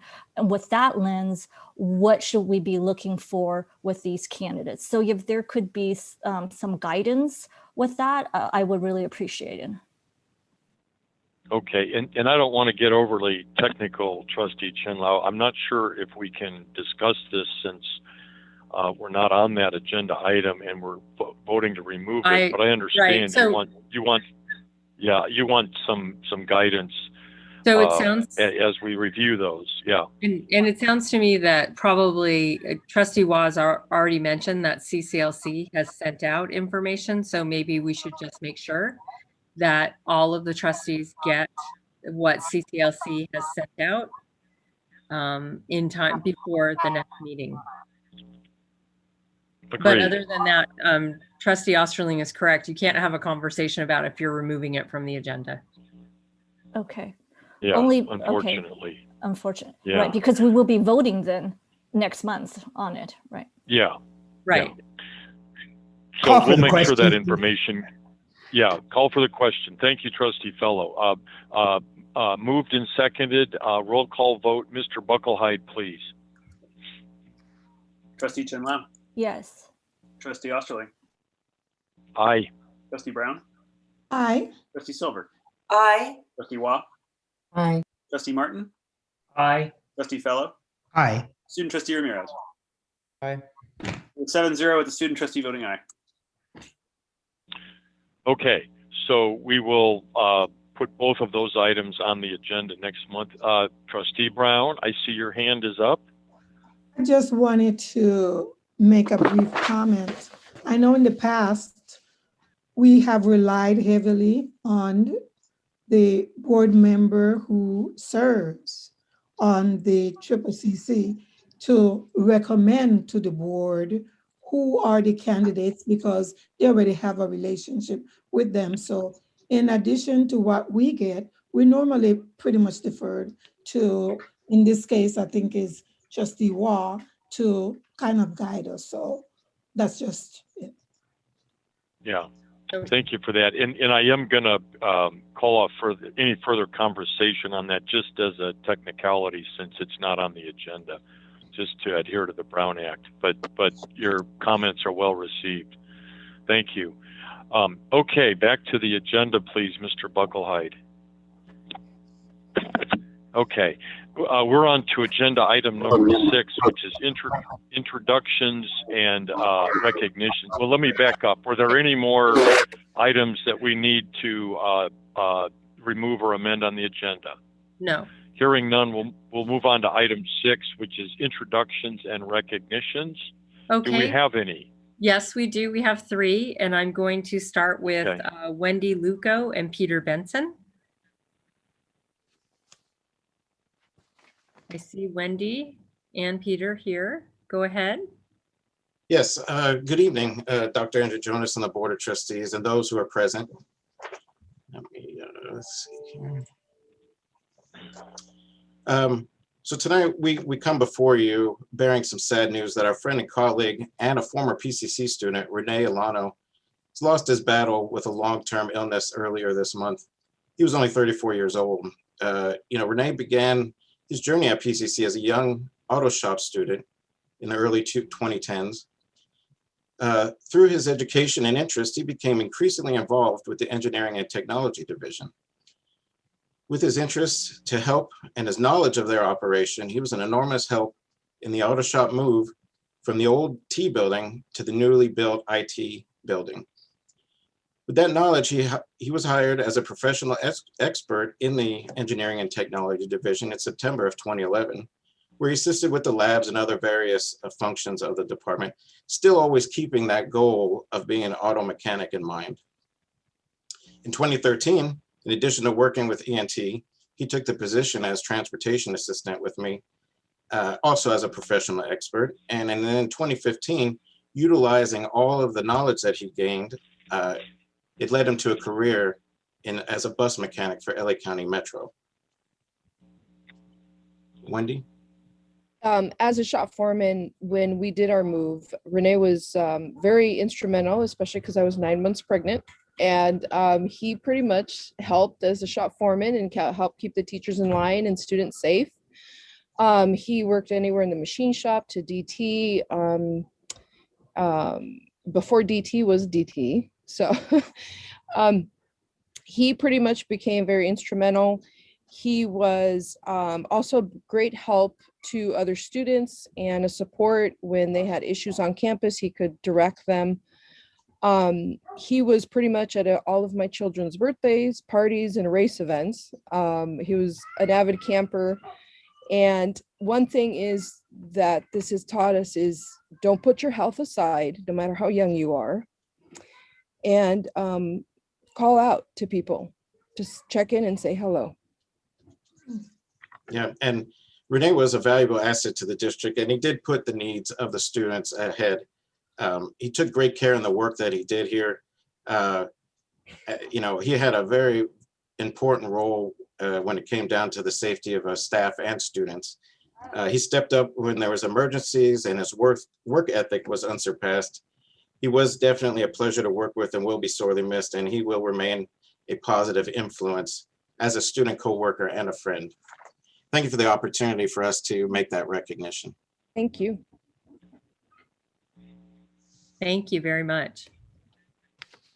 Thank you, Peter and Wendy, for that very heartfelt memorial. And what's up next, Dr. Andrew-Jonas? The next is we have Rhea Preziato and Brennan Wallace to speak about Edgar McGregor, the student who cleaned up Eaton Canyon all by himself.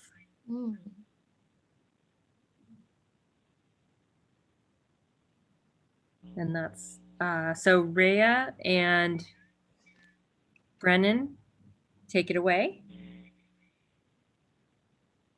Hi, this is Rhea Preciado. Oh, you're muted now. My fault. We're working on it here. Sorry, Rhea. Okay. There we go. Hi, Rhea Preciado here, geography professor. I just wanted to celebrate Edgar and all the great work he's done cleaning up almost 600 days at Eaton Canyon, getting retweeted by Greta Thunberg and picked up nationally. In 2018, he was my student, and faculty across environmental studies, geology, and geography got together in a faculty inquiry group and created this California coastal cleanup project. Part of it was cleaning up trash at Eaton Canyon for our local students. And Edgar jumped in and did great. Edgar even did an undergraduate research project at Eaton Canyon, and he presented his undergraduate research at the Southern California Conference of Undergraduate Research. So just a big celebration of a fantastic PCC geography student. Awesome. Yeah, Edgar was in my geographic information systems class, creating digital maps. So the research that he was doing in Dr. Preziato's class, he brought over into the GIS classes and produced maps of some of his other work in Eaton Canyon. But I've known he's had an interest in climate change, sustainability, understanding weather and meteorology for a long time, as long as he's been a student that I've known. So really awesome job. We're proud to have him. And I'm excited to see what he does next. I know he's going to do some very cool things in the future with his career. Thank you so much, you guys. Yeah, Edgar, would you like to say a few words? Well, I have to say, when I was asked to go and clean up trash for the California, I forgot exactly what was called, during your class, Miss Preziato, that was the first time I actually went and picked up, and I had so much fun. That's what inspired me to keep going and start doing it every single day. Okay, awesome. And How do you feel about your new celebrity, being the local celebrity, Edgar? Well, I was already a little bit of one before everything went viral, because I have been talking about my cleanups quite a lot on Twitter, and so yeah, it's been an amazing mission, and I honestly urge everyone to go out there with a bucket. I didn't use any email lists, I didn't use any planning committees, I didn't use any special equipment. I just went out there with a bucket and a pair of gloves, and it has been an amazing mission. And so I know that other parks are in dire need of help. So if you guys ever need a breath of fresh air, go out with a bucket, some gloves, and help clean up our parks. Well, that is awesome, Edgar. Thank you so much. You're a very proud Lancer. Yeah. Edgar, this is Jim Osterling. As somebody who lives adjacent to Eaton Canyon, and my wife and I hike there frequently, so we've received the benefit of your work. I want to say thank you for keeping our trails clean and you're an inspiration to the community and to PCC. So thank you again. That's an extraordinary effort that you undertook, and the results are visible, and the community and myself greatly appreciate it. I'm glad to hear that. Thank you. Wonderful. And we did deliver a certificate to your house. I'm not sure if you've gotten it yet, but Yes, I there's did. an official certificate congratulating you from the board and from signed by President Osterling and myself. So congratulations. You have done PCC proud. And thank you, Brennan, and thank you, Rhea, for everything you've done to inspire him too. It's awesome. Okay. So our last recognition or information item, I'm going to turn over to Dr. Cynthia Olivo.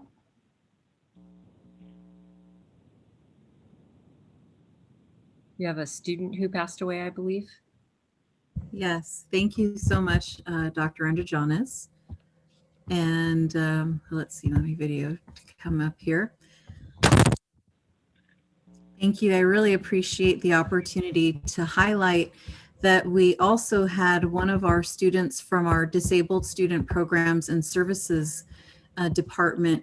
Unfortunately, he passed away, and his name was Brian Parkinson. He started taking courses at PCC in the fall of 2018 and was interested in transferring to pursue studies in zoology with the eventual goal of becoming a veterinarian. Brian also had a passion for film and songwriting and excelled in classes for piano and voice techniques. The DSPS faculty and staff and administrators found Brian's perseverance and excitement for learning to be an inspiration, and they also appreciated his kindness and sense of humor. Brian passed away on February 27th, 2021. And the team remembers meeting with Brian and his mother on many occasions to ensure Brian had all of the support services he needed to persevere at PCC. And so we just wanted to honor his life as well. Thank you.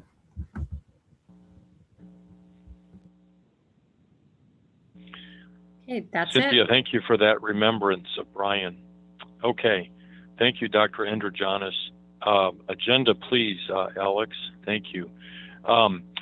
We are moving on to agenda item number 7, and this is public comment on non-agenda items. Do we have any public comment on non-agenda items? We do, thank you. I have 3, and then I will have 2 on agenda items later on. The first dated March 13th, 2021. Dear Board of Trustees, my name is Philip Thang. I'm a part of CORE. This program has been a tremendous help and support network for me since my release from prison on August 26, 2020. I was incarcerated for over 20 years. Coming out to this new world was alien to me, especially with the technology. I did not know where to even start. But CORE had great counselors and a team of helpful students to help me through the process. With the help of CORE, I'm expected to graduate from PCC this spring semester 2021 with an ADT in sociology. I have already been accepted to Cal State Los Angeles. My future goal is to earn a bachelor's degree in sociology and become a counselor myself and help others that were in the same position I was with reintegrating back into society in a positive manner and help give back to our communities and heal it. That's the first. The second is, just starts this, to whom it may concern. I'm ecstatic regarding the opportunity to share my perspective on the importance of student support services designed for the success of formerly incarcerated and system impacted student populations, specifically CORE, Community Overcoming Recidivism. I am a true believer in the African concept, it takes a village, and it is my personal and professional opinion that this concept applies here and is critical to the aforementioned student population. Hence, this is why I want to appeal to the Pasadena City College leadership and decision makers for comprehensive support for CORE and the students. I have been blessed to work with the formerly incarcerated and system impacted student population in the college system since 1998, most recently intensely since 2015. As the Dean of Student Services at Glendale Community College, I founded and created the Center for Reentry Pathways in 2016. The purpose of the center was to provide holistic and comprehensive student support services for nuanced at-promise student populations, such as formerly incarcerated and system-impacted student populations. The center was established as a result of the Martin Luther King celebration at Glendale Community College, featuring Daniel Murillo from UC Berkeley's Underground Scholars. That event led to subsequent events and ultimately to the creation and development of the CRP at GCC, we have partnered with several community organizations, also providing support for this amazing at-promise student population. Partnership with community organizations such as, but not limited to, Homeboy Industries. Additionally, we have partnered with a plethora of community organizations with the purpose and intent on the eradication of recidivism and giving those whom have paid their debt to society an opportunity to live in freedom, the ability to provide for themselves and their families while breaking the chain of oppression and recidivism. As an educator with over 30 years of experience, majority within the California community college system, and as the son of the first African-American teacher/educator in all of Orange County in 1962, I am well aware of the ugliness, hate, and racism that exists within our society, and that includes our judicial system with a disproportionate representation of Black and brown folks. It is very difficult to separate equity, diversity, and inclusion, in my opinion, not to include the most vulnerable in our society, particularly in relationship to the criminal just us system, is nothing short of criminal, no pun intended. CORE, CRP at GCC, and Homeboy Industries understand the importance that the community colleges play in the successful integration, reintegration, and overall development and success of this student population. All these organizations have profound narratives of student success. Students attending and graduating from some of the finest institutions of higher education throughout the state and nation. We are all collectively proud of these narratives, the students who are at the core of these narratives, and the love poured on them through CORE, CRP, and Homeboy Industries, and the greater community. Unequivocally, I support the institutionalization of CORE as an officially recognized student success and support program serving formerly incarcerated and system-impacted student populations. As I previously stated, I have been serving the student population in some capacity since 1998, and I can honestly say that the CORE program at Pasadena City College is one of the best in the state. Also, based on the intersectionality of students who would identify with the student population, providing it as a safe space to do so, you will find that these students will also fit within other programs within student support services as well. If additional commentary is necessary, and he leaves his contact information. Sincerely yours, Dr. Robert Hill, USC professor, Everett Community College, Vice President of Student Services. The third letter begins. Members of the board, my name is Cecilia Elena Bachman, and I am currently in my last semester at Pasadena City College before transferring to a four-year university. I am double majoring in linguistics and communication studies with the hope of obtaining a PhD in social linguistics, language, and society. Goals and aspirations such as these were not an option when I came to the United States 4 years ago on my own. After working full-time to provide stability for myself, I decided to return to school in 2018 after 5 years out of higher education. School came with its own set of challenges, and I endured new hardship due to my lack of knowledge and understanding of the American education system. This, combined with a language barrier, led me to initially have difficulty navigating higher education. Combining all of the difficulties that most international students experience, I also had the added burden of imposter syndrome, feeling as if I didn't belong. Because of my identity as system impacted, a topic rarely discussed and never favorably in society, I often felt I didn't fit in. These feelings were intensified by the separation across time zones and continents from my support system and loved ones in Germany. It was not until my second year at PCC, while enrolled in a class with Dr. Anthony Francosto, who now serves as program lead for CORE, that I began to understand what the campus community had to offer and to work towards finding my place in it. I became part of a student organization called FIRST, formerly Incarcerated Radical Scholars Team, that offered me a sense of purpose and belonging. Within a year, our campus support program, Community Overcoming Recidivism Through Education, or CORE, began its inaugural semester. Through my effort and dedication to the program, I was selected and hired to be a community engagement leader in the fall of 2020 to support fellow scholars in navigating college. This opportunity is one of many highlights CORE offers their students, as well as continuous effort to create a support system through a holistic approach. Besides opening doors for my success as a scholar and social justice advocate, CORE also has been an immense support to me since the start of remote learning due to COVID-19 a year ago. CORE has offered me help with job searches, a student worker/peer mentorship position, scholarship opportunities, free study and tutoring sessions, as well as emotional support whenever needed.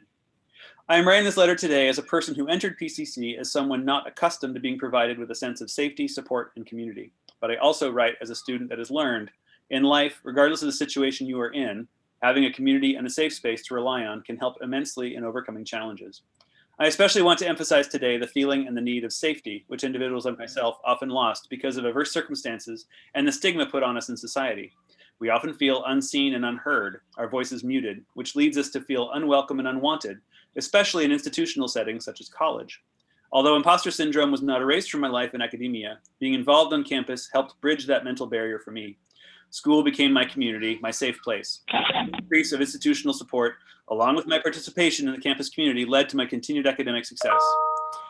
The past year, CORE has gone above and beyond to empower their formerly incarcerated and system-impacted students, helping many of us to have faith in our educational journey and to feel embraced in higher education. I urge the Board of Trustees to give their deepest support to continue the efforts and support of the CORE program. In doing so, you will assure a harbor for formerly incarcerated and system impacted students at Pasadena City College. Sincerely, Cecilia E. Bachman.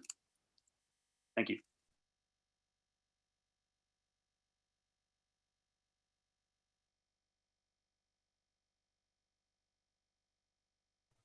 Trustee Osterling, you're still muted. My apologies. I lost and regained video connection. My apologies. Okay, we are on to agenda item number 8, and that's to approve the minutes for regular business meeting number 15 held on February 17th, 2021, our last regular meeting. Do I hear a motion? Move to approve. Second. Any discussion? Hearing none, we'll go to a roll call vote. Mr. Buckelheid, please. Student Trustee Ramirez. Aye. Trustee Chen Lao. Aye. Trustee Osterling. Aye. Trustee Brown. Aye. Trustee Silver. Aye. Trustee Wah. Aye. Trustee Martin.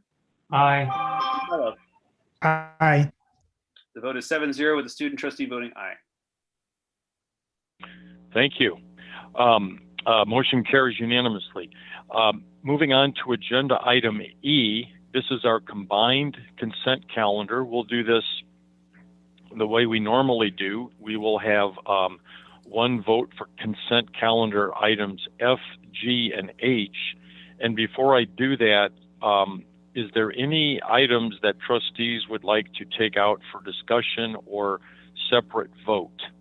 Can I say, Trustee Osterling, that one of the public comments we have is on one of the items in the consent agenda. So before you vote, please make sure that Alex has a chance to read that comment. All right. Now, okay, so thank you. So let's go ahead and read the public comment. And Mr. Buckelheid, which consent calendar items does this public comment pertain to? Thank you. It's for H6, the authorization to solicit proposals for food and beverage cafeteria services.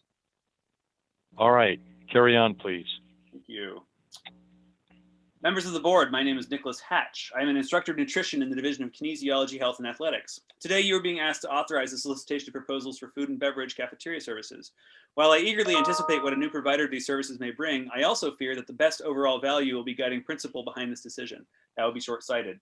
At last week's campus-wide professional development day, themed Interrupting Systems of Advantage, not a passive exercise, 3 workshops were presented as part of a larger series on the topic of culturally responsive teaching.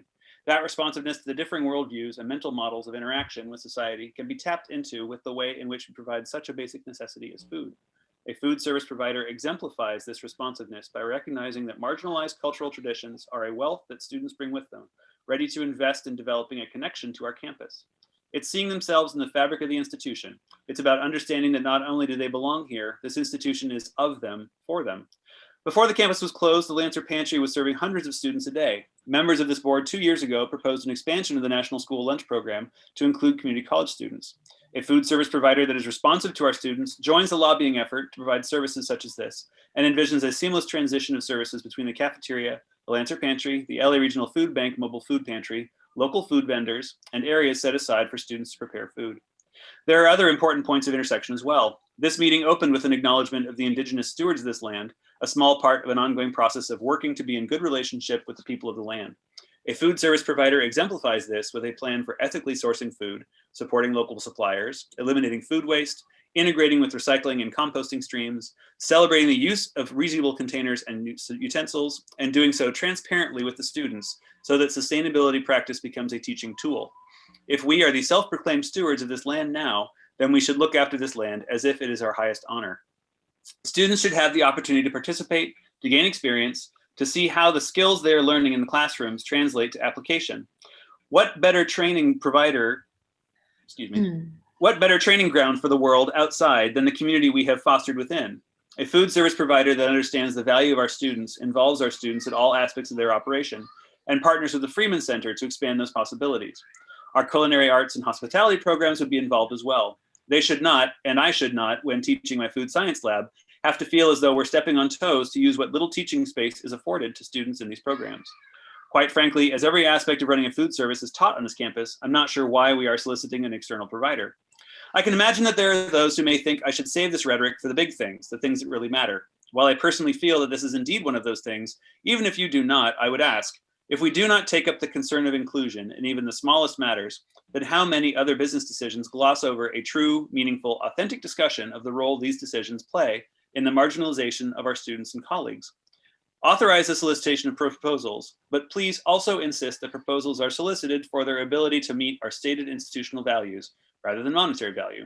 Thank you. Dr. Nicholas W. Hatch, Instructor of Nutrition.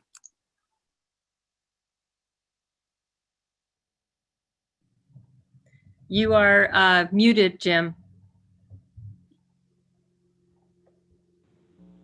My apologies again. I have a intermittent internet connection, and I sincerely apologize. I see Trustee Ramirez's hand is up, and you have the floor, David. Thank you. Yeah, I just wanted to get some clarification on this item as well. After some conversations with some people familiar with this, my understanding is that the biggest issue last time around seems to be that one of the criteria to award this contract was involved in who will be the most inexpensive option. And I just wanted to know if that was the case for this RFP as well, or are we going to sort of establish what specific criteria we're looking for this time around, similar to the food delivery service one? Okay, I'll have Dr. Bush respond. I'll have Dr. Bush respond to that. Yeah, before we do, just simply as a point of order, Trustee Ramirez, if you'd like to ask to have this item pulled from the consent calendar for separate discussion, I suggest you make a motion to do that. And then what we would do is discuss this item separately and then deal with the rest of the consent calendar items. So if you'd like to make that motion. I move to approve the consent calendar with the exception of 8. Second. Okay, moved and seconded. Roll call vote to approve the consent calendar with the one item removed for separate discussion. Thank you. And roll call vote, please, again, Mr. Bucklehide. Student Trustee Ramirez? Aye. Trustee Chen Lao? Aye. Trustee Osterling? Aye. Trustee Brown? Aye. Trustee Silver? Aye. Trustee Wah? Aye. Trustee Martin? Aye. Trustee Fellow? Aye. The vote is 7-0 with the student trustee voting aye. Okay. Okay, and Trustee Ramirez, you can have the floor again if you have any discussion on the item that was pulled out. We'll discuss that first, and then we'll vote on the rest of the consent calendar. All right, thank you. Yeah, so my question was regarding the RFP and whether there are similarities between the one that we had last year for I-8, and if the criteria was the same, or are we going to adopt a different criteria? Okay, and I'll have Dr. Bush respond. Thank you, Dr. Henderjonis and Trustee Ramirez. Let me kind of clarify things. I did not win a contract last year. I won a contract 5 years ago, which preceded my time here. I also heard that price was a big factor. It's important to note, after the cost of running the food program, all the proceeds from the food contractor go to student government. And it's one of the main funding sources, and funds were very important at that time. The current criteria that we went out with a year ago, first of all, Dr. Henderjonis started a food waste program under I-8, mandating that leftover food be offered to our students that had food insecurity, and they set up a program. And that was by her leadership. That's still part of the RFP in a big part. Sustainability is a big part, very important to our whole community. We also need to have a contractor that deals with our instructional program. And we have met with the culinary program, and we're looking for opportunities for the culinary program.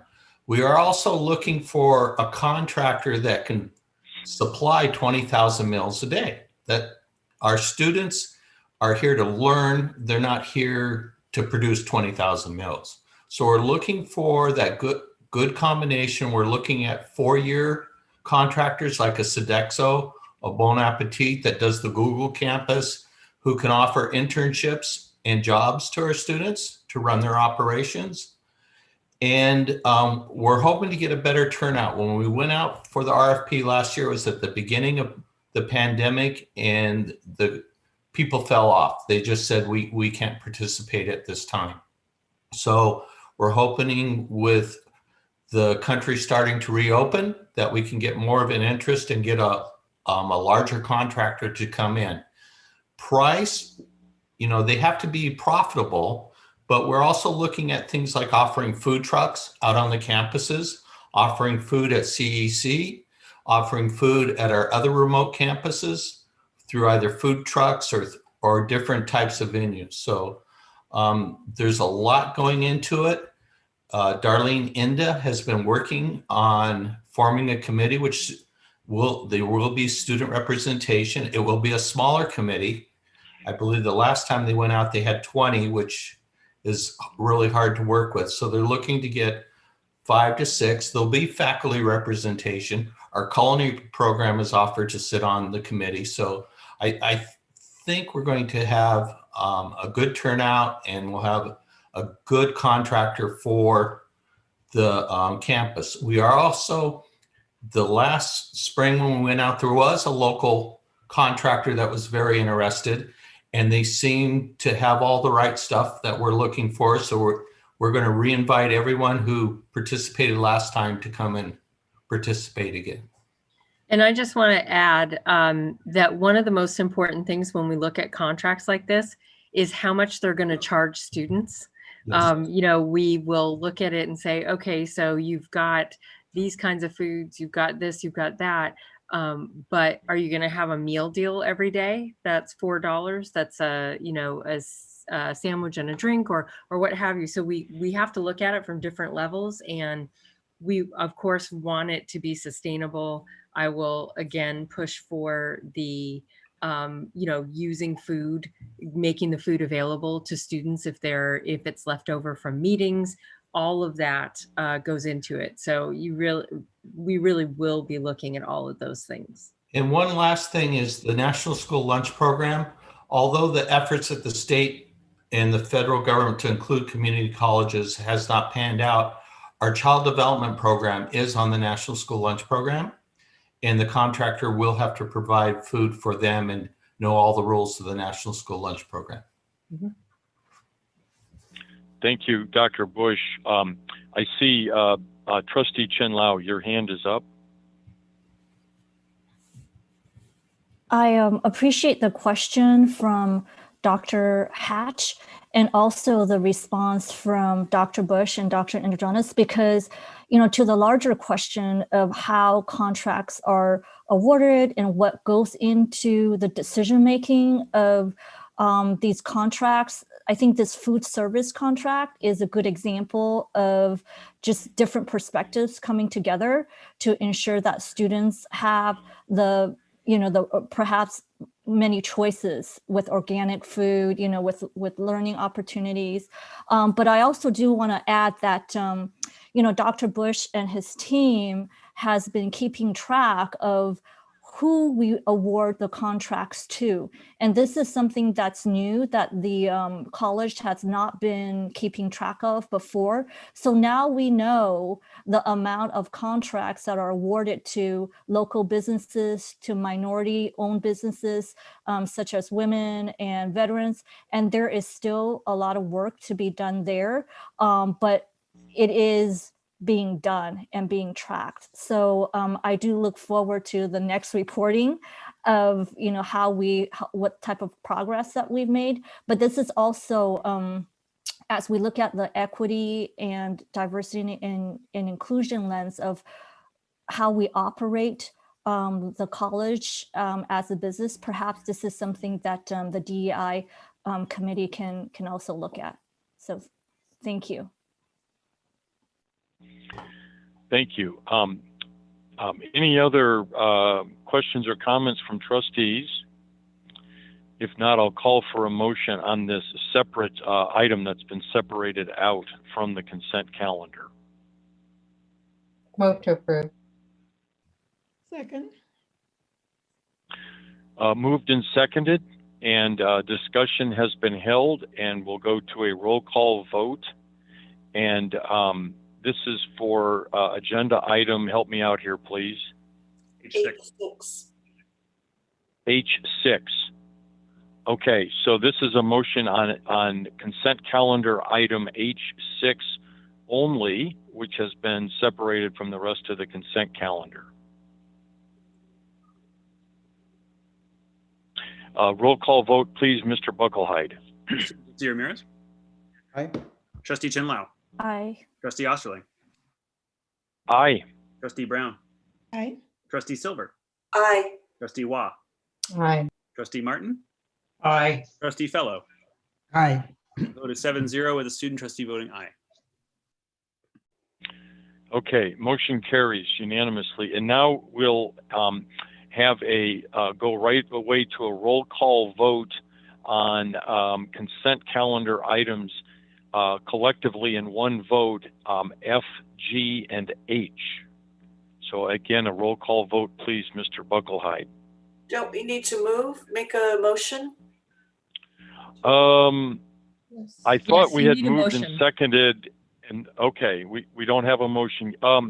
Pardon me, Trustee Ramirez's motion was to approve the consent calendar items with that one item being accepted. No. Right. So we already moved and seconded it. So we approved Yeah, everything except the one item, and now we approved the one item, so we can go on. That's correct. Yeah, actually, his motion was to approve all the others, and we did that. Yeah. So thank you, Trustee Waugh. So we are going to move on to personnel consent calendar, and this is the I section of the consent calendar. Any motion for discussion or to remove any items? Hearing none, I will call for a roll call vote for the I consent calendar items. Trustee Chin-Lau? Aye. Trustee Osterling? Aye. Trustee Brown? Aye. Trustee I Silver? think we had to make a motion on this, right? Yeah, I move we approve consent item I. I thought Yeah. My apologies. I never called for a motion. No, So we have a okay. motion. I My apologies. second. And then Trustee we have a Silver. motion and a second for consent calendar, the I consent calendar. And Mr. Bucklehide, if you could start all over again with a roll call vote, please. Trustee Chin-Lau? Aye.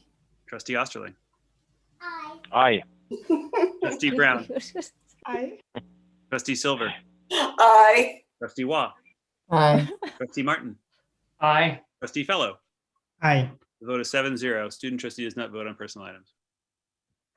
Okay, motion carries unanimously. We're now going to move on to agenda item J, and these are the action items that are recommended for the board's approval. And can you back up to J1, please, Mr. Bucklehide? J1 and 2, no. One and two. We deferred those. Okay, Those have already been deferred. Yeah, these two items have been removed. Thank you. Have been removed from the agenda and will be on next month's agenda. Thank you. Agenda item 3 is the DEI Standing Committee. And any reports out from any of our statewide work groups? So it's not actually what that item is for the board to create its own DEI standing committee. You asked to do that at your retreat in January. So this is, you don't have it as a formal committee yet. So this allows you to now have a DEI standing committee as a board. And then you'll go through your organizing meeting next month and assignments can be made as to who will chair that committee. And the first task of that committee will be to identify, purpose and goals and all of that for that committee. But this is what you all asked for in your retreat. Okay. Dr. Androgenis, thank you for that clarification. So this is an action item where the board would be voting to add a new standing committee to our already existing list of committees. Correct. So I'm going to start off with a motion, and then we can follow with discussion if there is any. So moved. Second. Okay, moved and seconded. Any discussion on the agenda item to add a standing committee for DEI, a board committee? Hearing none, we'll go to a roll call I have my vote. hand Mr. raised. Buck. Trustee Oh, Armstrong, I I'm have my sorry. hand raised. It was hiding behind your three-peat banner on my screen. No worries. Trustee Wah. Trustee Wah, you have the floor. I know this was a recommendation made by one of the trustees during our retreat, but, having worked on the DEI, I don't think that we need a standing committee. I believe, one of the things we've talked about in our DEI work groups is this is the work of all of the trustees. We already have statewide work groups. 4 of our trustees are already on there. Any of the trustees who want to be on there can be on there. We're already moving forward on statewide recommendations and actions. And I think that this is really not necessary for us to have yet another committee. The districts I have seen who have established DEI committees are those that have not been able to move their items forward and need some impetus on this. But I don't believe that we are in that group. So I believe this is unnecessary. Okay, thank you, Trustee Watt. Trustee Silver, I see your hand up. Yeah, what if we made it ad hoc, just because all the DEI meetings I've been in talk about this? Can we make it an ad hoc and then sunset it? So what would be the purpose of it? Because we already have a DEI agenda item where we discuss what's happening in DEI. And so would it be I'm not sure what's the purpose of it. Would it be the group that would check the metrics and the progress, or would it be the group that would bring ideas? I don't know. It looks like Dr. Androgenis has some ideas. I'd like to hear from her. I put it on the agenda because y'all asked for it. And, you had a really great conversation about DEI. Our consultant was there, Raquel, and you talked to her about it. And so, kind of as we're making a commitment where, yes, it's important enough that we have a standing committee. But if you feel like you already have a way to do all of that through reporting out on DEI the way that we're doing it, then you don't need this item. It's completely up to you. It's your board committee. Thank you, Dr. Androgenis. Trustee Ramirez, I see your hand up, and then after that, Trustee Brown. Thank you. So I just wanted to go back on the student presentation that I made last year, because this is actually one of the things that I would have hoped we did, but not necessarily for the board, but for shared governance in the college, to sort of have different constituencies to talk about DEI, because this is a long-term commitment. Even if we are, even if we do believe that we are well informed in DEI, there are many things that all of us need educating and continuous education. Okay, thank you, Trustee Ramirez. Trustee Brown. Well, I pretty much second what Trustee Wall said. I think that was what I had pretty much suggested. We have, I think it's maybe 4 of the trustees that are assigned to the different groups. And the standing committee, if you want to call it, or an ad hoc committee, whichever way, I think it's pretty much an overkill. if we have to talk about issues that revolve with diversity, equity, and inclusion, it should be something that we all should address, coming and hearing from the different groups. So whichever way you guys think is best, but I think it's pretty much an overkill, to be honest with you, to have one. Thank you, Trustee Brown. Trustee Chen Lao, I see your hand up. You have the floor. It's important for the leadership of a college to have DEI as the priorities as it does budget, finance, as it does policy accreditation, and as it does, legislative actions. And I understand the argument that there are 4 trustees on those statewide DEI committees, but those committees are going to end. Those committees are not permanent committees. And in many ways, when we talk about, looking at PCC as an institution that focuses on DEI, we need to ensure that there is specific attention paid to DEI. When we look at a DEI audit, an equity audit, when we look at the accountability and transparency of our DEI efforts, what our benchmarks are, what the metrics are, those need attention at the highest level. I believe that when we talk about having a standing DEI committee, is to allow the entire PCC community to recognize that the board takes DEI as a priority along with the other items, whether it's budget, whether it's accreditation. And it's not, I understand it's everybody's work, but it is a committee that is going to be working with the administration on oversight and accountability.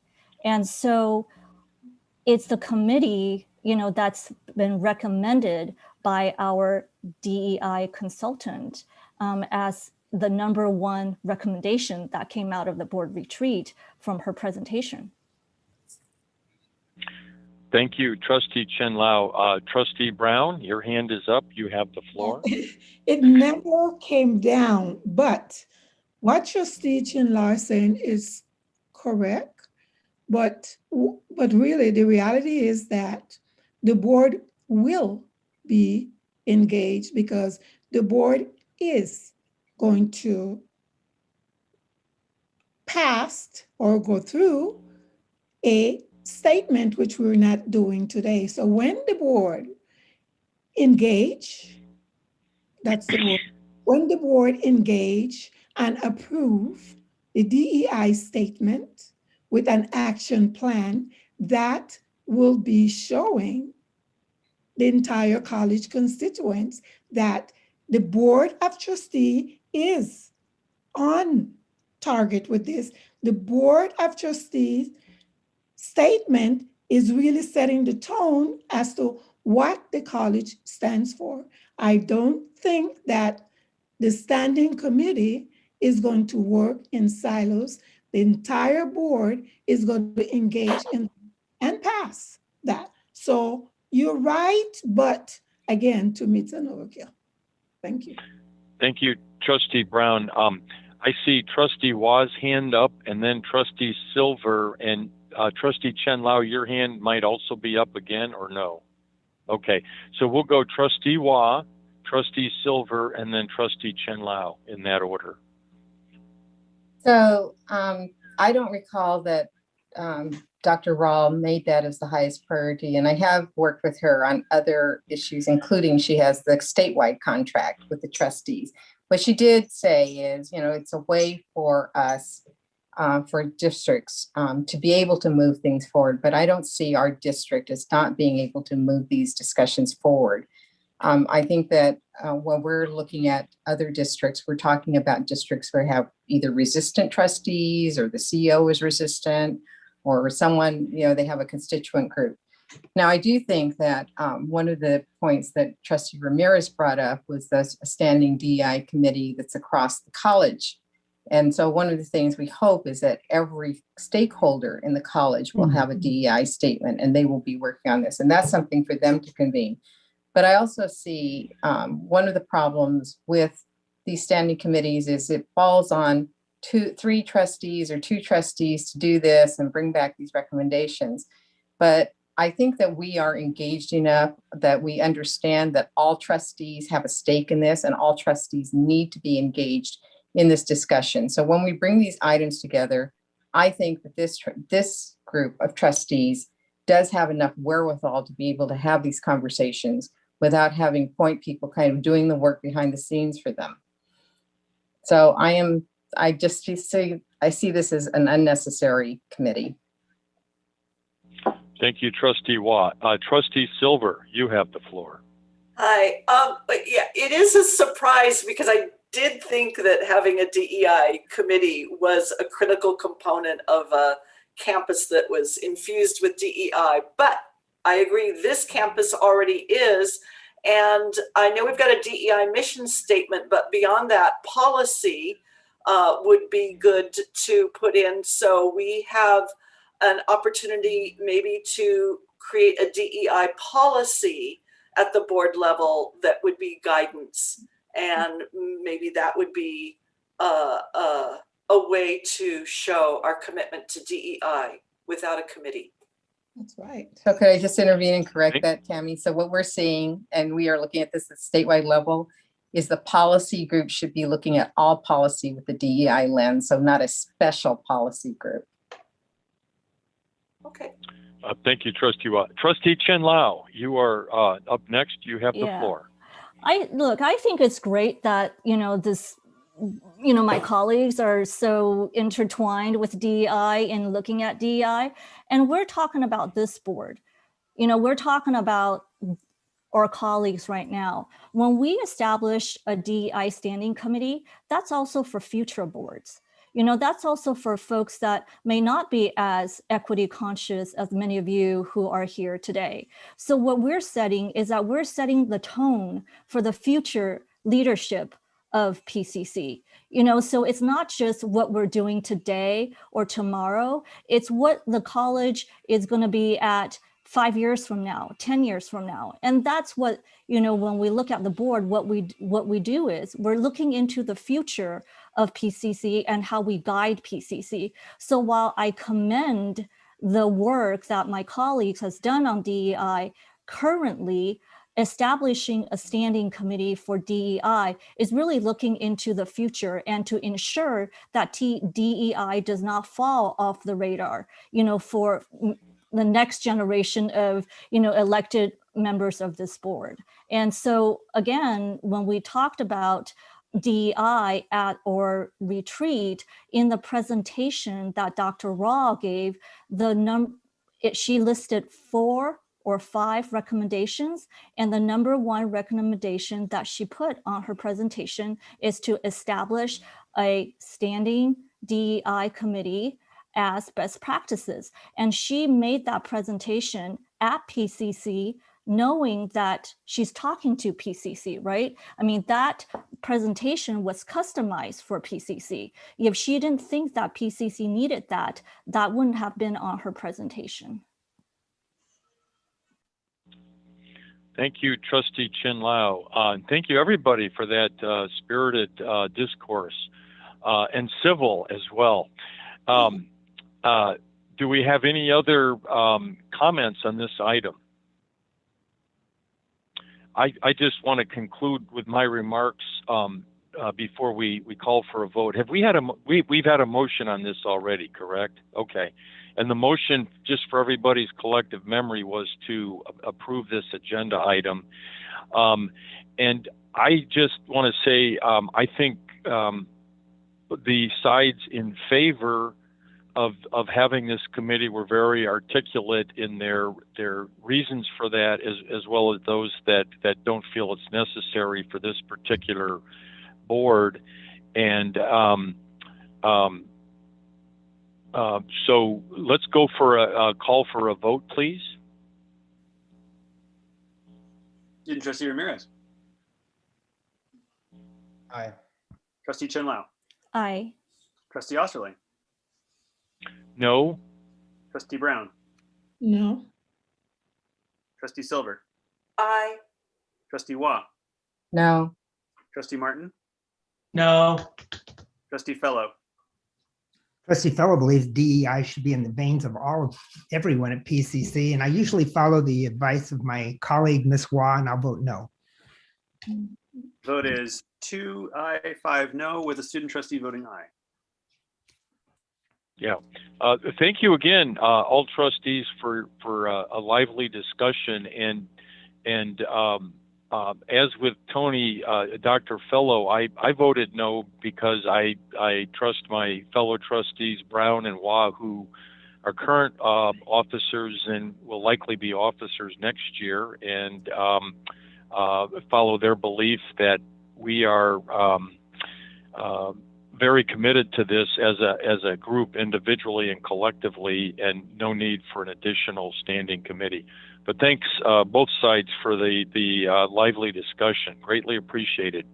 And that motion did not carry. And Mr. Bucklehide, was it a 4-3 vote? Just for the record. I had 2 ayes and 5 noes. 5-2, and then no, I think you had 3 ayes. Me, Trustee Silver, and Trustee Ramirez. Ramirez is a student trustee advisory vote, so it's 2 ayes and 5 noes, and student trustee voting aye. Okay. Yeah. Okay. Thank you. Just for the record. All right. Thank you again, everybody, for that important debate on this important topic. Agenda item number 4. Community College Classified Employee of the Year nomination. I should say California Community Colleges Classified Employee of the Year nomination. And last year, I made the mistake of bringing you 3. So this time we brought you 1 because that was an unfortunate position to put you all in. So I learned my lesson. Who is here from the Classified Senate? I'm looking at the participants to speak to Denise. Yes, I'm here. Okay, could you speak to the nomination from the Classified Senate? Yes. Sorry. Hello, everybody. Good evening. Good evening. Okay. The Classified Employee of the Year awards honor community college classified employees who demonstrate the highest level of community commitment to the vision for success of equitable student outcomes. So we nominated Zenny Trung, an admin assistant in the VAMS department, is being nominated for her being recognized for 18 years of outstanding service to PCC, as well as her commitment and dedication to serving students. We sincerely thank her for going over and beyond for students and her colleagues. We are proud to forward her name to the state recognition and know that she will continue to represent our college well. That's wonderful. Thank you, Denise. You're welcome. Okay, I'm going to call for a motion, and then we'll have discussion. I move to approve. Second. Moved and seconded. Any discussion? Hearing none, roll call vote, please. Student trustee Ramirez. Aye. Trustee Chen Lao. Oh, you're muted. Aye. Trustee Osterling. Aye. Trustee Brown. Aye. Trustee Silver. Aye. Trustee Waugh. Aye. Trustee Martin. Aye. Trustee Fellow. Aye. Vote is 7-0 with a student trustee voting aye. Okay, thank you, Mr. Bucklehide. Thank you for next agenda. Well, fingers crossed. Yeah, and Denise, thank you for bringing us 1 finalist this year. Yes. You made our job easier. You're welcome. That was my bad.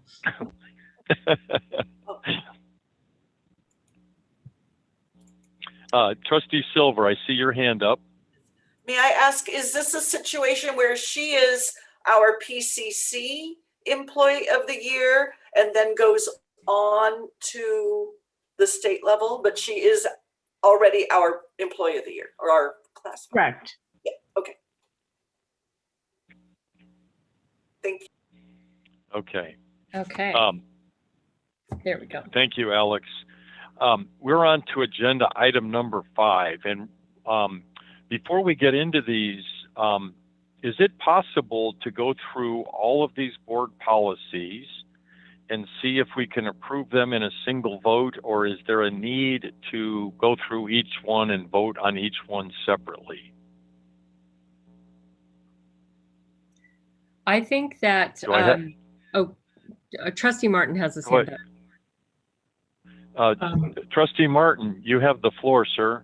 I'd be happy to vote on them collectively to answer your question. I do have what I hope would be an ever so slight friendly correction on one or two of them that I'd like to propose. I have the answers for you, I think, which I was going to give earlier, but was told to say it out here. So regarding the policies that are here today, which we discuss, starting with, I think it's bylaw 2210.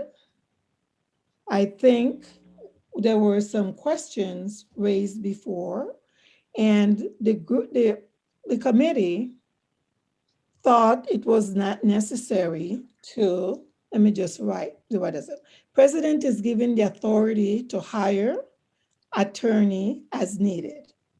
Okay, as long as he or she does not abuse his or her privilege, such as using the attorney for personal reasons. If this happens, then the policy on ethics violations come into play. So we did not see a need to change that bylaw. I think there was a question that was raised before, and that is the answer. Now, 4235, we were happy to see that this is a new policy, and it says credit for prior learning, which is excellent. We're happy to see this policy. And as part of the DEI statement, the committee would like to see an incorporation of, let's see, the board's desire to fully support the adoption of more programs that encourages this. So this new policy, we want to see a portion of it that would have a DEI statement so that it would be better for us. That will be our take on that new policy. And as far as BB 2200, we did not, okay, the reason why, I think John asked, why are we getting rid of the handbooks? We discussed this, and the reason we did not see a need to have it is because this policy states that the board approves these handbooks, which we've never seen. So we would either take it off or bring it to the board. Those are the answers that we have. And we agree that it's better not to be responsible for something that we have never seen. I'm done, John. Thank you.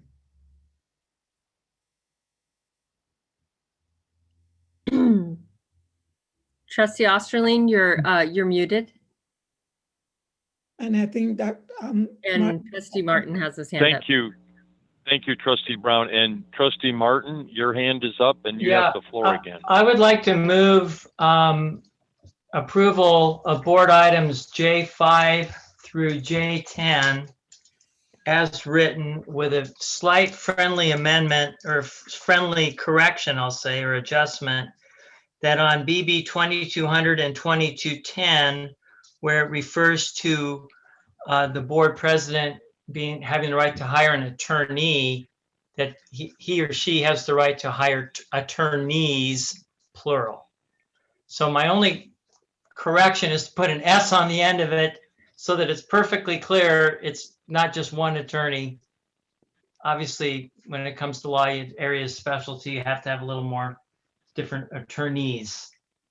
So I would move approval of items 5 through 10 with adding an S in 2200 and 2210 for making it plural attorneys. I second that motion. Okay, we Mr. have a President? motion. Trustee Fellow. Yeah, I just want to mention one thing. 3050, which deals with professional ethics of faculty, it's nothing major. There's a punctuation problem that bothers me. The use of the colon there. And if you could it's just incorrect. It's adhere to a code of professional ethics that includes responsibilities to their disciplines. You could use commas, or you can say that includes the following entities or something. That it's just not right the way the colon's used. We will. Okay. We can fix the colon. I will incorporate that in my motion. Can you fix the? Do we want to fix that by motion, or you can fix that without a motion? By amendment. Yeah, we don't. By amendment. So the two makers of the motion can amend it. All right. So do the motion and the second agree to that one additional amendment? Yes. Okay. Yes. So thank you. So we're going to vote on items 6 through 10 in one motion, and again, 6 and 7, an S is being added, and number 8, the use of the colon is being changed. No other amendments, and with that motion on the floor, I call for a vote. Mr. Bucklehide. Point of clarity, point of order. Yes, Trustee Martin. Point of order, yeah. So I think you said 6 through 10, right? So we didn't include 5. We're going to come back to 5, right? I not intentionally, my mistake. I wouldn't mind coming back. Well, I'm going to be honest. I said 5 through 10, but I just as soon do 6 through 10 and make one quick comment on 5 and then propose a new motion. Do you want to do? That's okay with the second. Okay. Trustee Martin, your motion was to approve 5 through 10? Well, that's what I said, but I'd like to correct it to 6 through 10, if that's okay with the second. I accept the amendment. Okay, so we'll vote on 6 through 10 now, as previously discussed with those minor amendments, and then we'll come back to item number 5. So, Mr. Bucklehide, this is a roll call vote on agenda items 6 through 10. As amended. Student Trustee Ramirez? Aye. Trustee Chin Lau? Aye. Trustee Osterling? Aye. Trustee Brown? Aye. Trustee Silver? Aye. Trustee Waugh? Aye. Trustee Martin? Aye. Trustee Fellow? Aye. The vote is 7-0 with the student trustee voting aye. Okay, thank you. We almost got through all of them in one vote, and we'll now circle back to agenda item 5, and I'll give the floor to Trustee Martin. This is Board Policy 1100. I have one slight suggestion, and that is in the naming of the centers that are listed that do not begin with PCC, for example, the Foothill Campus or the Child Development Center, I would suggest that we begin them with PCC, so that it'd be PCC Foothill Campus or PCC Child Development Center. I don't really believe internally when people talk about it, we're going to still call it Foothill, we're going to call it CDC, Rosemead, Northwest. But I'm kind of just trying to embed PCC in a bigger branding scheme, where when we're putting publications out and things, we are identifying PCC as and tying all these things together as part of a singular brand. For the example I use, and the board probably saw it through the Dr. Androgenis's reply, but for example, the Bloomberg organization, Bloomberg Television, Bloomberg Terminal, Bloomberg Radio, Bloomberg Intelligence, many different components to a pretty massive organization, but all has a central branding on the Bloomberg name. And I was hoping we could accomplish that for PCC. So my friendly suggestion here, and I'd be happy to make a motion, is to approve Board Policy 1100 with what I hope would be a friendly suggestion that we proceed the Foothill Campus and the Child Development Center with PCC. Okay, it's been moved with that amendment. Is there a second? Second. Second. Okay, moved and seconded. Call for discussion, and then we'll call for a vote.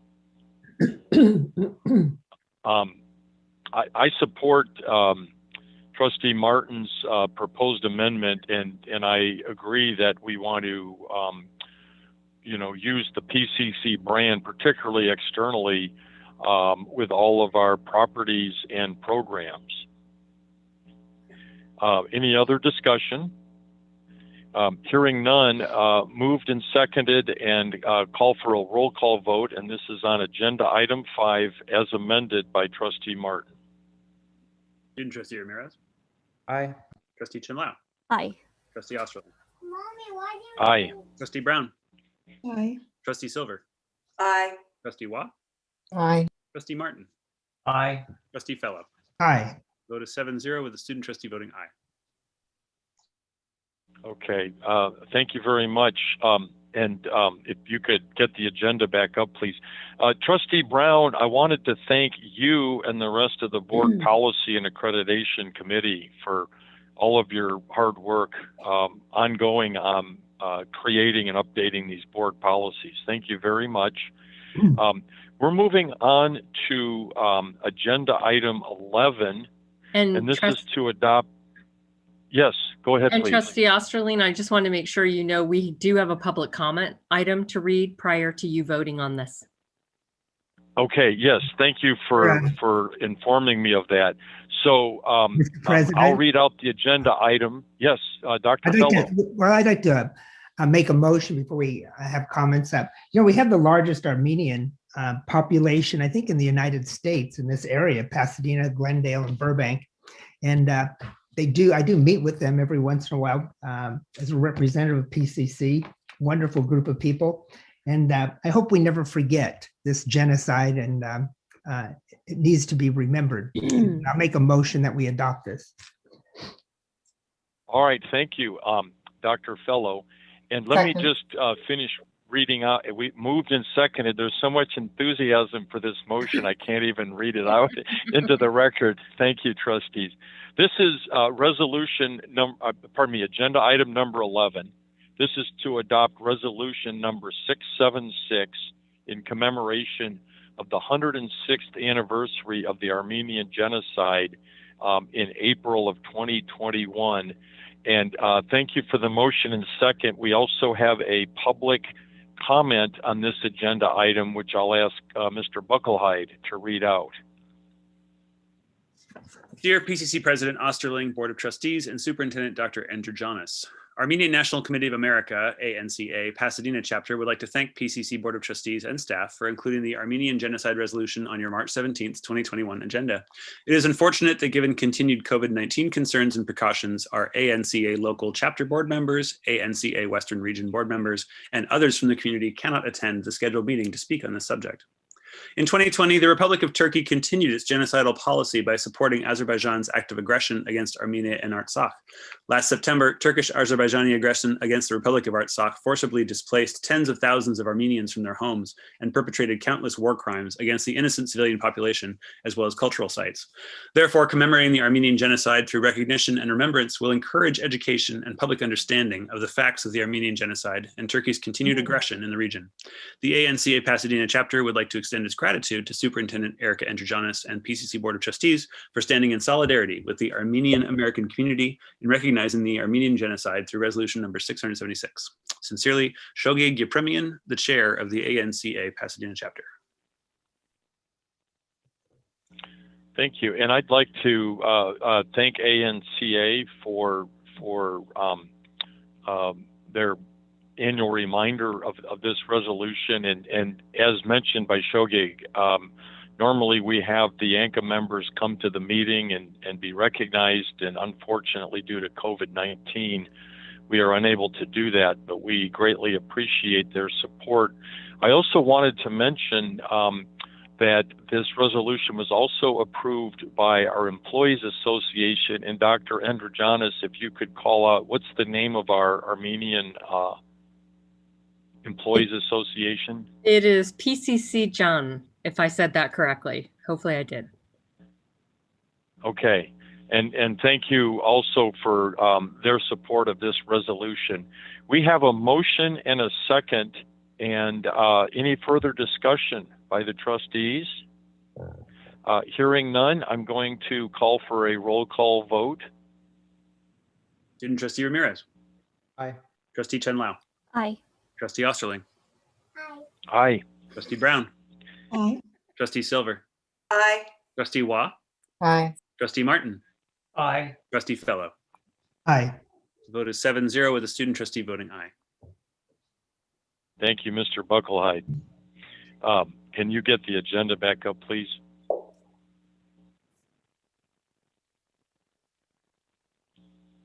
Thank you, sir. We're on to agenda item number 12, and that's to adopt the Conflict of Interest Code between the County of Los Angeles Executive Office Board of Supervisors and Pasadena Area Community College District.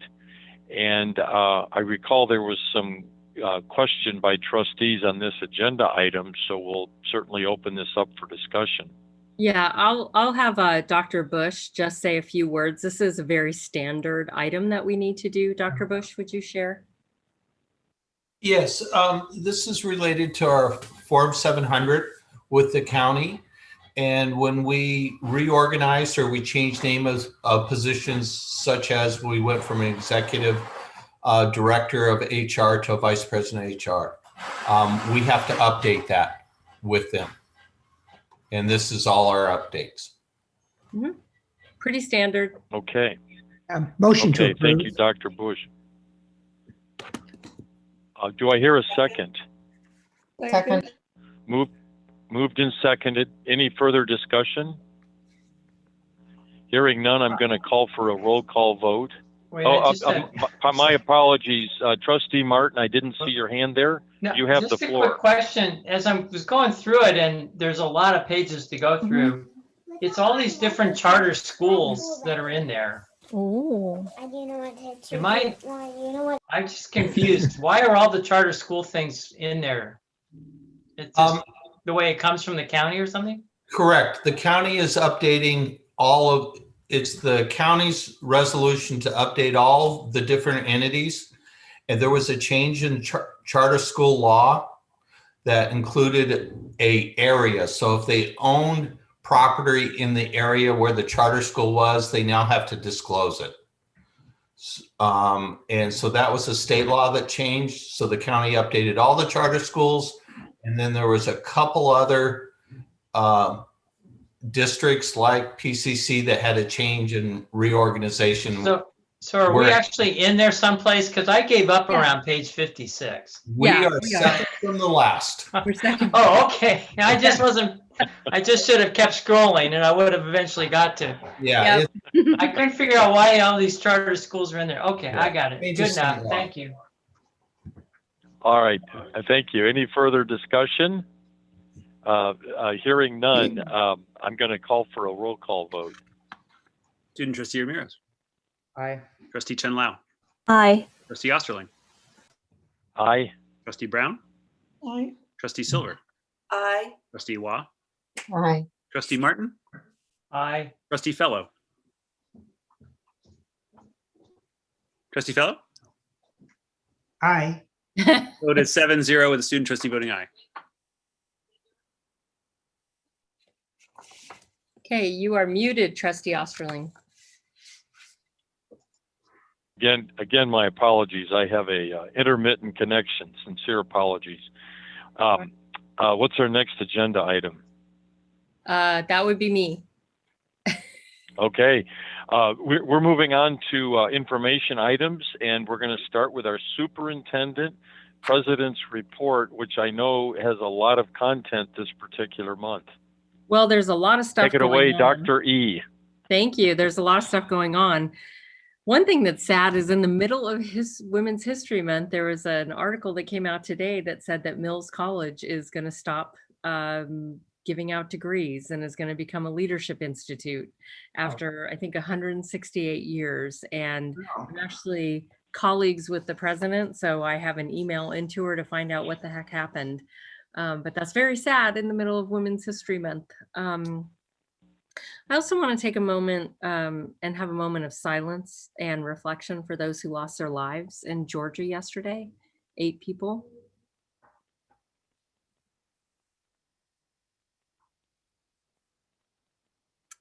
Thank you. The racist violence is violence against all of us, and PCC rejects these hateful actions and that go against all the values that we share. I also want to take this opportunity to share an open letter from PCC's Council of Asian Pacific Employees, the Association of Latino Employees, the Association of Black Employees, and PCC John, which is the Joint Armenian Network.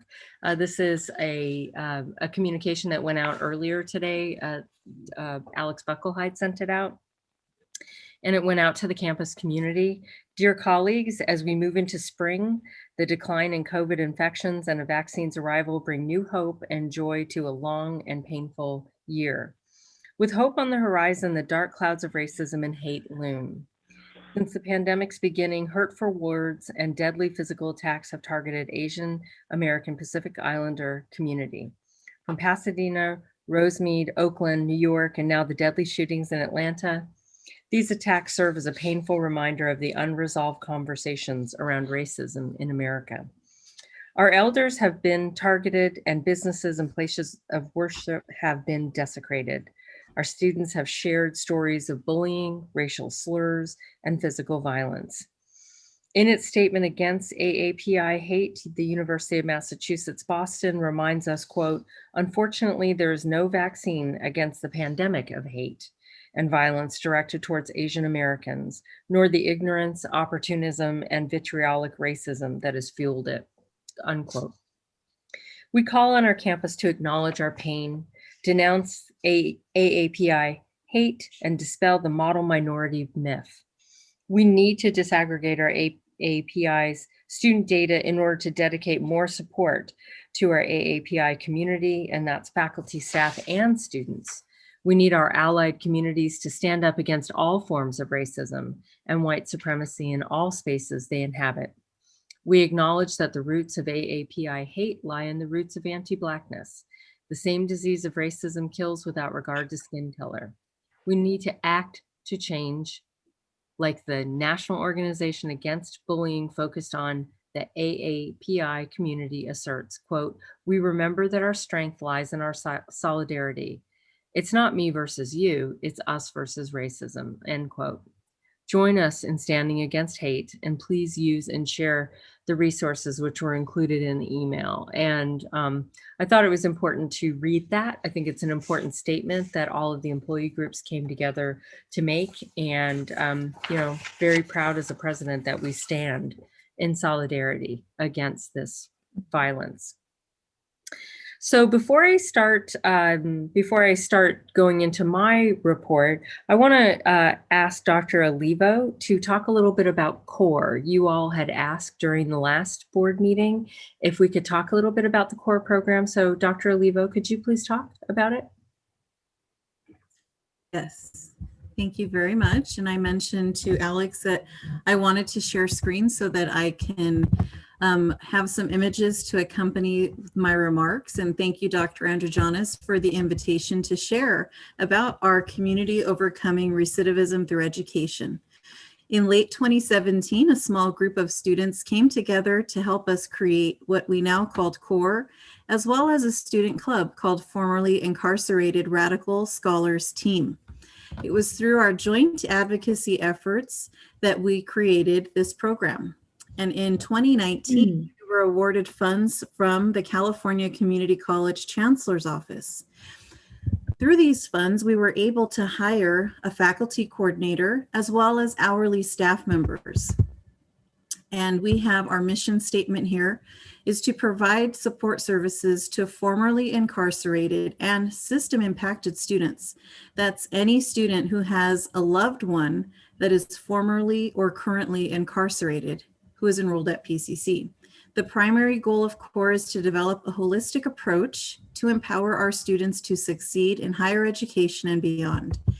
And here are some of the services that we are providing to our CORE scholars.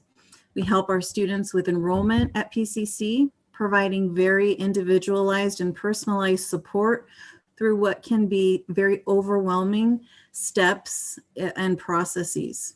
We also help with personal ed plans, academic tutoring, peer mentorship, expungement services so that our students' records can be cleaned out and that way they can pursue other opportunities for employment.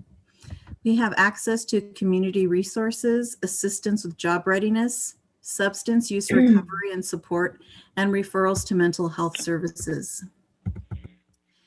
Every student scholar fills out a report that helps us identify what the most critical needs are, as well as the educational aspirations of our scholars. And you can see here, most of our students want to transfer, and we love helping them achieve this goal.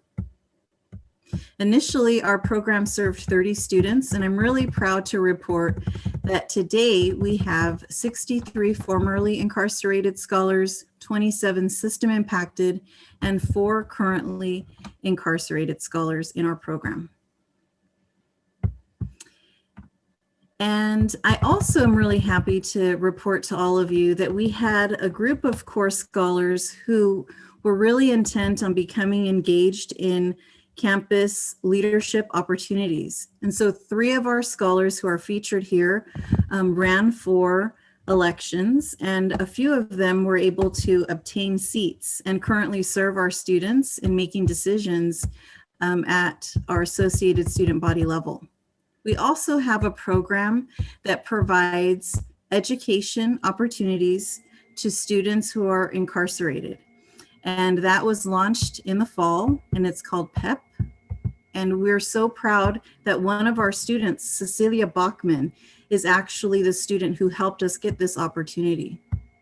We also have robust community partners and campus partners. Some of our community partners you'll notice here: Homeboy Industries, led by Father Greg Boyle, the Flint Ridge Center right in Pasadena, Shepherd's Door, and the list goes on and on. We've been really busy over the past year to develop these community partnerships. And you know, when you're out there as Board of Trustee members, we encourage you to please share about our program and services. We also have an amazing collaboration with the Veterans Resource Center at PCC.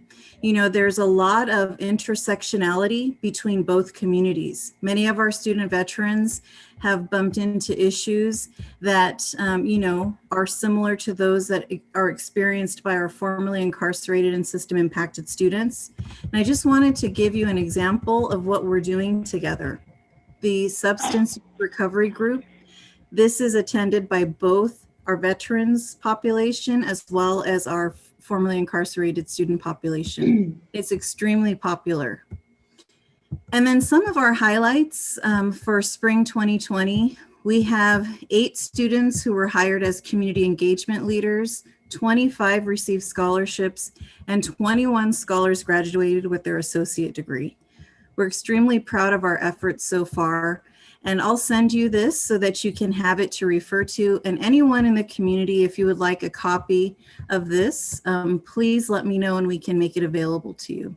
We also, to end, we have a community advisory board.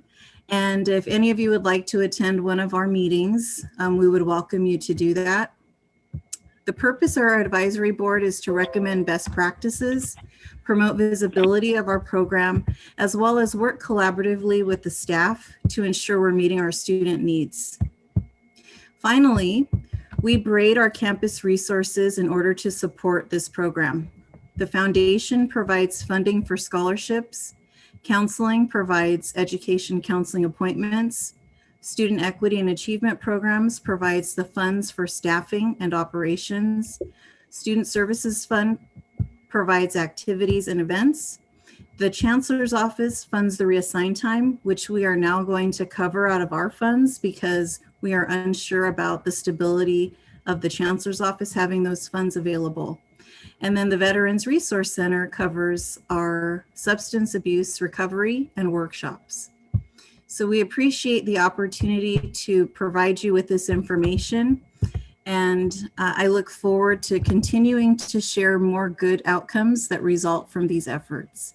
Thank you to Dr. Anthony Francoso, Laura Electa Hayes, Dr. Micaela Mares Tamayo, and the entire team who work so diligently to support our students. Thank you. Trustee Dr. Brown. Androgenis, I know this is your time on the calendar, but I see Trustee Brown's hand is up.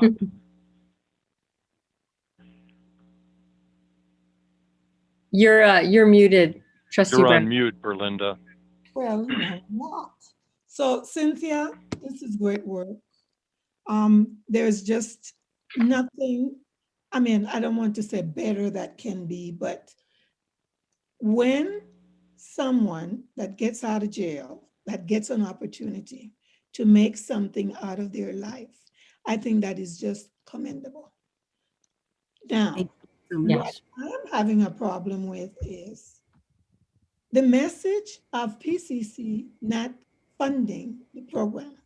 It appears that it's not getting through to these students, which are very pretty much petrified because they're not going to continue. What can we do to make this message resonate with the students and in the community? Because you get excited and then you don't have money, and then what is it that we need to do so we don't get these students continue to send us email? They're horrible, you know. Yeah. Yeah, you know, I think there is a lot of concern across the state for the programs that were funded with 1 year temporary dollars. And so what we can do as a college is continue to advocate at the statewide level for funding to be allocated on an annual basis. And, you know, look at what we were able to do with $113,000 from the state.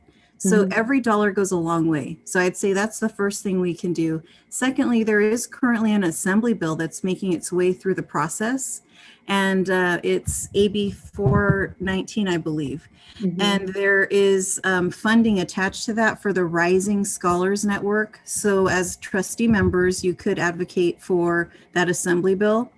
And then finally, what I will say is, you know, I have communicated to the core program that we have provided institutional dollars to support the program for next year.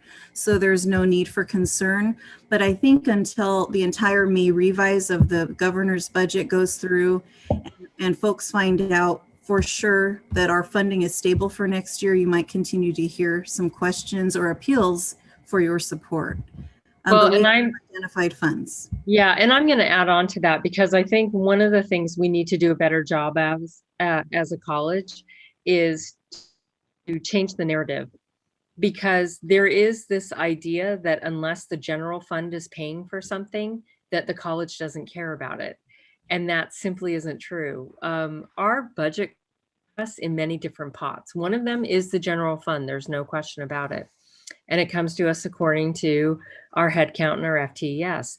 But we have other funds that come to us in exactly the same way. Our AB 19 funds, which is, you know, our promise funds, our student equity and achievement program funds, our EOPS, DSPS, CalWorks, all of these funds come to us by way of who we serve. They're all institutional dollars. They're all institutional dollars. And the reason that they come to us in various fashions is that the general fund has kind of a stranglehold on it called the 50% law. The 50% law says that a minimum of 50% of what we spend must be spent in the classroom on instruction. So what that means is that the other 50% has to cover facilities, student services, administration. All of these things have to be covered by that other 50%. But there's no way to do that. And so to get around the 50% law, the state came up with this mechanism called categoricals, because categoricals, they don't count against the 50% law.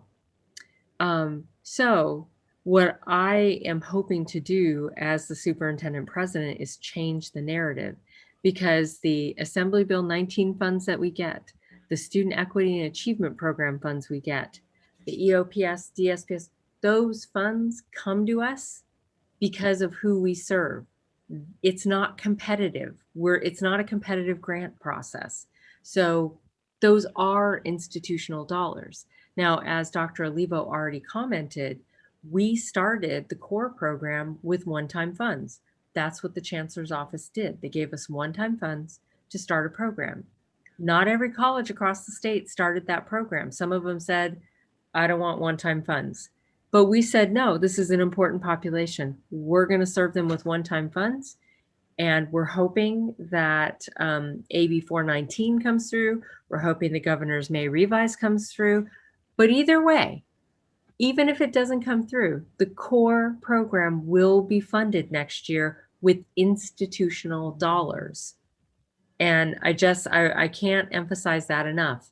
With institutional dollars, we support this program. Yes, and I just wanted to say it's AB 417. Oh, 17. Okay, just thank so you. that everyone is aware. AB 417 supports rising scholars. Right. Thank you so much. So earlier today, you had a public comment that, implored the college to institutionalize the program. It's institutionalized. We're offering it. We have found the funds to support it. They are institutional funds. So can we tell these folks? Do they know? Yes. I've asked Dr. Olivo to make sure that they know, and I think she's done some education around it. But sometimes it's all complicated. It takes a little while for folks to get it, but we're going to change the narrative, because there are lots of things we've institutionalized here. With all of these dollars, it's how the money comes to us. Thank you. Okay. With that, I'm going to actually ask Dr. Ramirez to give us an update on spring enrollment. Good evening, everyone. Well, I wish I could have better news for you. Unfortunately, our enrollment is down, just like everyone else in the state is right now. The pandemic has really made the colleges a big hit. Our FTS for the spring is over 7,700. We're servicing right now head count. We're looking at about 24,000 students. Enrolled in about 2,500 sections, a little bit over 2,500 sections. As compared to last spring, number of sections, we're down about 8%. So we offered a few less sections. We try to keep ourselves as whole as possible to make sure we can support as many students as possible, knowing that we are in a hold harmless situation with the state. Our head count is down about 11%. And our FTS for the spring is down about 13%. Overall for the year, we're probably going to look at about a 15% downturn in our FTS. We have about 245 sections that are late start sections. So depending on enrollment, we still have some time to pick up some more numbers and maybe even add a few sections for late start. We can look at anywhere between 300 to 500 FTS, 700 FTS, just depending on how many students actually stay for the second session. We're looking to bring back some things in face-to-face format to help support students. We just opened up Crevlin Hall to help students access software that they need to complete some of their courses. We're looking at opening up spaces for study hall to support students and make sure they know we're here for them and we're open to provide support. And Laura, do you want to say something about summer, what it's looking like percentage-wise for possible face-to-face versus online? Yes, face-to-face right now we have as a combination. So a combination of on-ground time and some kind of remote time is probably 10% of our schedule. From now until then, though, we're hoping that we can accommodate more classes with the face-to-face component, especially in the labs, our science labs, which are really impacted. And students need to get through those classes to get into things like their health science programs, transfer programs. We're trying to do as much as we can in a safe way to bring back what we can in a face-to-face. So we're looking at about a 10% of our summer schedule to have some kind of a face-to-face component. That includes our health science programs, our CTE programs, automotive, electricity, culinary. We're trying to bring back some of those programs as well. Students need access so that they can have those hands-on skills. And our faculty are being very flexible and very safe in supporting bringing students back, always following the guidance. Yes. Thank you. Thank you very much, Dr. Ramirez. Okay, so you may have already heard me say it or you've read my email. We crushed the accreditation visit. Just gonna say, we killed it. The team came last week. They were here Monday through Thursday. The report out on Thursday was very positive. Of course, nothing is official until the ACC-JC Commission meets in June, but it appears that they agree with us that we needed to work on disaggregating our student learning outcomes data. They said we've killed it on achievement. We're so good at figuring out how students are doing, but we need to do a little bit better on our student learning outcomes. They also were very impressed with the equity mindedness and the equity focus of our campus culture. They said it permeated our campus culture. They were impressed with our professional development for adjuncts, and they were impressed by the fact that we scaled up our first year experience program, our pathways program. As you know, the Aspen Institute had been asking us to do it. We did it. And what the team saw was we did it well and it positively impacted students. Be very excited to see our decision letter in July. We do have a college COVID-19 transition task force that has begun work. If you can believe it, 1 year ago tonight was the last time we met as a board face-to-face. It doesn't even seem possible that it was a year ago, but it was. And we received permission from LA County Public Health to broaden our on-campus instruction, which is what you heard Dr. Ramirez talked about. Our vaccinations are going well. We did a survey over the last couple of days. 85% of our faculty and staff who responded to the survey have had at least one shot. I myself had my second one yesterday. So yay, go Pfizer. And definitely more exciting vaccination news to come. But you may have noticed there was this little thing that passed last week and that President Biden signed called a $1.9 trillion relief package. Pasadena City College's portion of that is $52 million. And of the $52 million, half of it, or $26 million, is going to be dedicated for direct student aid. The good news is that we have between now and September 30th, 2023 to spend that money. And that's really important because we have money from, we spent our CARES money last spring. Then December brought our second, what's called HEERF money, which was about $30 million, but we only have a year to spend that.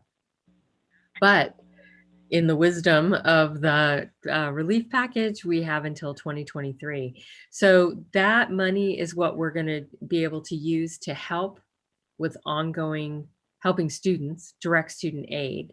It's also how we're going to figure out, we need to put HEPA filters in every single classroom. We need to look at how do we properly outfit classes. So maybe we have a class that has half the folks there and half the folks online. There's just a lot of things to consider. And thankfully, we do have this money coming in that can help us with that cost. And including if we have to take a class that would normally be 30 students and have 2 sections, this money allows us to offer that. So we're very thankful for this money. The governor also signed early action money, and that was a deal that Governor Newsom made with the legislature. They put $100 million towards direct student aid. We're about 2% of the statewide budget, so we'll get about $2 million. We'll also get about $400,000 to do outreach to the students that we've lost. I do want to highlight some amazing achievements. Music adjunct faculty member Barb Caitlin was named the 2021 Jazz Educator of the Year by the California Music Educator Association. PCC was recognized once again as a military-friendly college by GI Jobs. 7 members of the speech and debate team took home 8 trophies from the spring state championships earlier this month. And our speech and debate team won a state championship for a limited entry category. The state championships come in different sizes, so it's limited size, small college, medium college, and doesn't have anything to do with the size of the college. It's about the size of the team they bring to the competition. So we won the state championship for the limited entry group. We also had 2 biotech students, Sophia Barber and Sophia Ibarguen, who will participate in Posters on the Hill showcase, sponsored by the Council on Undergraduate Research in Washington, D.C. They've been working to develop nanobiconjugates for the use in medicine. Jared Ashcroft, our very dedicated faculty member, said, quote, "Both have been exceptional students and researchers, and I'm really proud of their work. Posters on the Hill is very competitive. They only select 60 presentations each year, and every college can apply." So thankfully, we allowed them to work in the lab this year, so they were there doing some face-to-face work. If we hadn't done that, they wouldn't have been eligible. They wouldn't have been able to do the research they needed for this honor. Later this month, I'm going to join many of my colleagues here on campus in an open forum on women in leadership on Monday, March 29th at 1 o'clock. And everybody is invited to join, ask questions. And just as to highlight Women's History Month, 9 of 13 of my executive team are women. And tonight, of course, we have 4 out of 7 of our locally elected trustees who are women, and 3 of whom are women of color. So we rock. That concludes my report. Thank you, Dr. Androgianis. And we'll now go to shared governance reports. And as usual, we'll start with the associated students and Mackenzie Rivera. Hello, are y'all able to hear me well? All right. For my report today, I'm going to mention that coming up next week, we have a Spirit Week for ICC, which will be hosted by our Executive Vice President, Christopher Thang, and our VP of Campus Activities, Alex Quintanar. So part of this Spirit Week, they'll be having a virtual escape room, which I myself have never seen before, so I'm looking forward to see how they do it. We're hoping to promote some more student bonding and learning together, just to sort of bring people together a little bit more during the pandemic. They also will be having a movie night featuring Wonder Woman 1984. If you all are interested in that, you can send me an email and I'll get you the link so you can watch it with us. Besides this, our Vice President of Student Equity, Jasmine Lopez, has been working with her committee to issue a letter of support against the recent anti-Asian hate crimes, and we will be approving it at our meeting next Wednesday. So I'm really looking forward to getting that out there to share with everybody. Other than that, we have released a letter of support for the CORE program, which David can talk a bit more about in his reports. Other than that, that's all I have for my report today. Thank you for listening. Thank you, Mackenzie. Are you there? Yeah, my apologies. Intermittent connection again. Next, we have the Classified Senate, and I understand that Denise Jaramillo, I hope I said that correctly, Denise, will be giving that report tonight. Yes, I will. Thank you. And you did say it correctly. Thank you. Thank you. I'm happy to share some updates from the Classified Senate. Today, members of the Senate participated in Gathering of the Senates. It was a learning experience to show how different campuses and at the Senate state level have reached the pandemic, and we will have A debrief next week to see if the implement and any changes within our own campus. Second, classified staff were able to participate in campus-wide Spring Professional Development Day. We were working on building and conversation that occurred around anti-racism and to be more focused on classified staff in May. Lastly, I would like to welcome Derek Dancer II and Adrian Leah Juarez as they bring their own role to PCC this week in the Career Center and Police and Safety Services. Awesome. Thank you for approving the nomination of Zenny Trung to be recognized as a classified employee for this state level. We all thank you. Thank you, Denise. Management Association, Carlos Tito Altamirano. Yes, thank you. Good evening.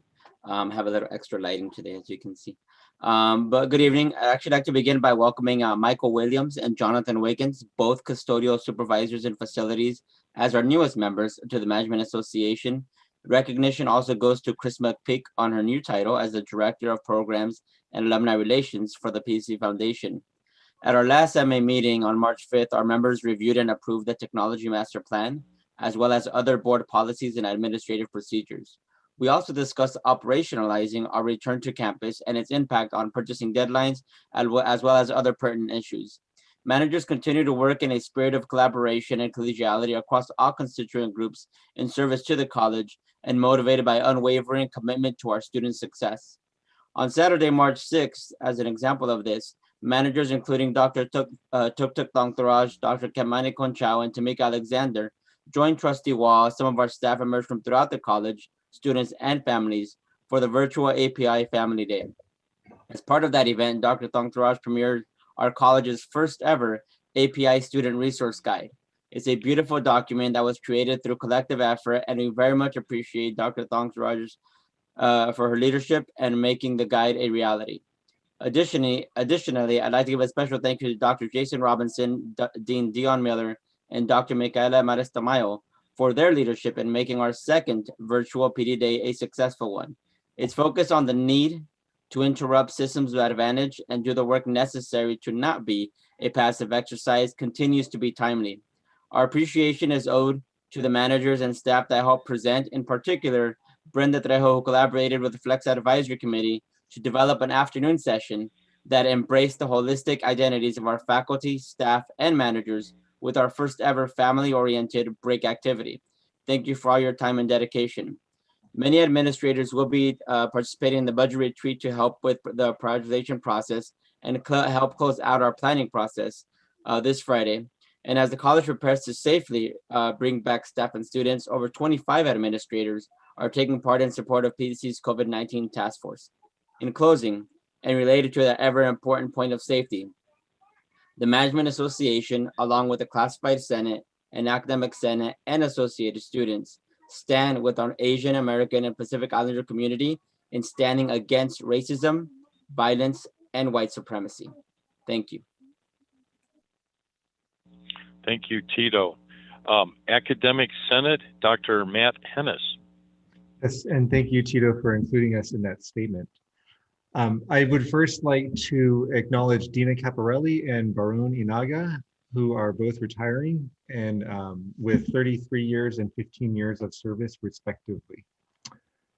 What the Senate has been doing, we're just behind the classified Senate. We're looking at the Technology Master Plan too. We've had a first read.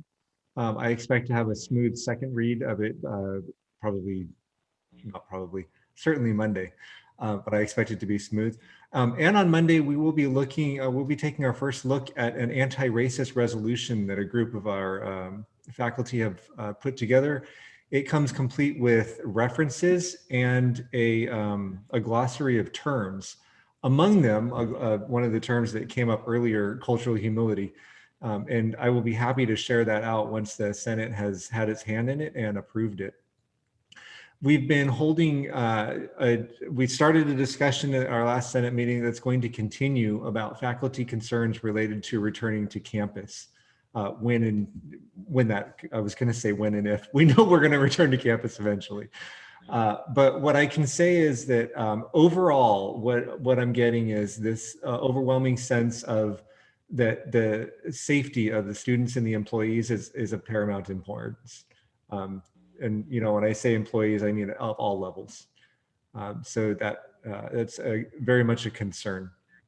Finally, as I'm sure you're aware, the college is taking part in a PRT, Partnership Resource Team initiative, and we've recruited a bunch of full-time faculty to contribute in the form of an interview, and we're working on getting more adjunct voices and classified voices in there as well, so that we can work on our accreditation quality focus essay on collegiality and communication. That concludes my report. Dr. Hennis, I usually recognize you for the most interesting background, and today I'll recognize you for the most interesting new hairdo. You're rocking it tonight. Well done. Thank you. Thank you for your report. We'll now go to the trustees, and as usual, we will start with our student trustee, David Ramirez. Alrighty, thank you so much. I want to report that earlier today, Associated Students adopted a letter of support for CORE. And now I won't read that letter word for word, and I'd like for the trustees and the executives of the college to be able to read that before I do begin sending that out to other groups on campus. But I just wanted to quote a part of that letter, and that's, quote, "Justice impacted scholars were pipelined in the wrong direction by a system that is broken and racist. Pasadena City College has repeatedly committed itself to breaking down barriers for all students and to declare itself anti-racist. The California Community College Chancellor's Office awarded $5 million to 44 community colleges throughout the state to grow and establish on-campus community college programs for formerly incarcerated and system-impacted students. Without institutional support and the necessary funding, the college will fail to meet its commitment in supporting some of our most underserved students," end quote.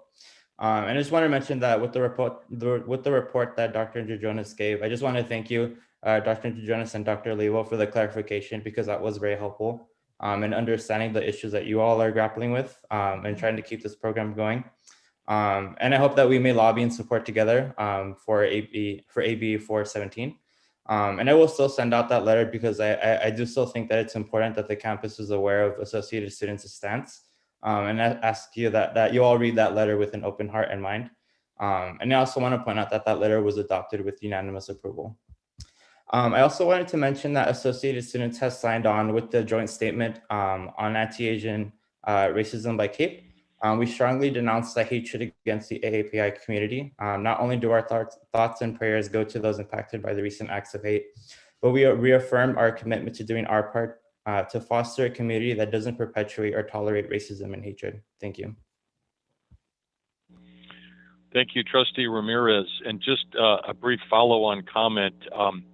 My last flight before COVID was flying to and from Washington for our annual legislative summit. And at that meeting, the student trustee happened to be from Maryland, was a formerly incarcerated student, and gave a very impressive speech on that topic. And the takeaways are a formerly incarcerated student's rate of recidivism goes down by 40% if they attend a 2-year college. It goes down by 80% if they graduate from a 4-year college.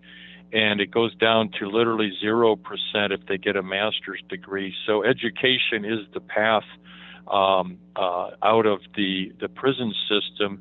And not only is it the right thing to do socially, if you know what it costs to incarcerate somebody for a year and you compare that to the phenomenal bargain that we offer at our community college and our state universities, it's really a no-brainer.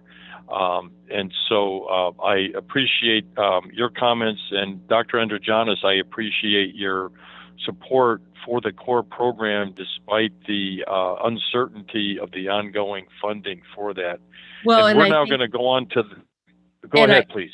I just want to say, yes, the chancellor's office funding is uncertain, but our institutionalization of it is not. We have the funds, we're going to support it. We're going to also support the assembly bill because we do think we should have ongoing funding. But PCC supports the program and is funding it. Yeah, and thank you for making that message clear and for your support. We're now going to do the rest of the trustees, and as usual during COVID, we're going to do it how you appear in order on my screen. So the first one up is Trustee Wah. Wow, I never get to be the first one up. So, I want to thank Dr. Janis and Drs. Boland, Olivo Cobb, and as well as our employee groups, Cape, TABE, LA, PCC John, and all the other communities, our students who joined in the anti-hate, the API sentiments. I think this is, I think Dr. Fellow and Trustee Martin and I have the largest API populations in our area. And so this is something that certainly is felt throughout all of our communities. So I really appreciate the standing unity and Dr. Androjana's comments on the data disaggregation, for which, I was championing that throughout the Chancellor's office. So I really appreciate that. I also want to thank all of the campus community for a very successful PAPI symposium led by Dr. Thongdaraj. But as usual, Tamika Alexander had her hand in it and really helped guide it. Although it was a smaller group, it was very well done. And I actually had a personal session with Jason Bercaro on the workforce. So I know that not all of you got the invites, and I think that this is something PAPI, so this symposium sprung from PAPI. It was a PAPI idea. And I think we'll be working more closely to make sure that everyone gets that communication ahead of time so that you can join us. And then I also wanted to say that I was asked by CCCT student trustee Elizondo to join him to help advocate for a stronger student voice in our community college stage. So we are going to be meeting with the league staff to see how we can give more opportunities to our students to give voice in the community colleges. That's it. Oh my God. Thank you, Trustee Wah.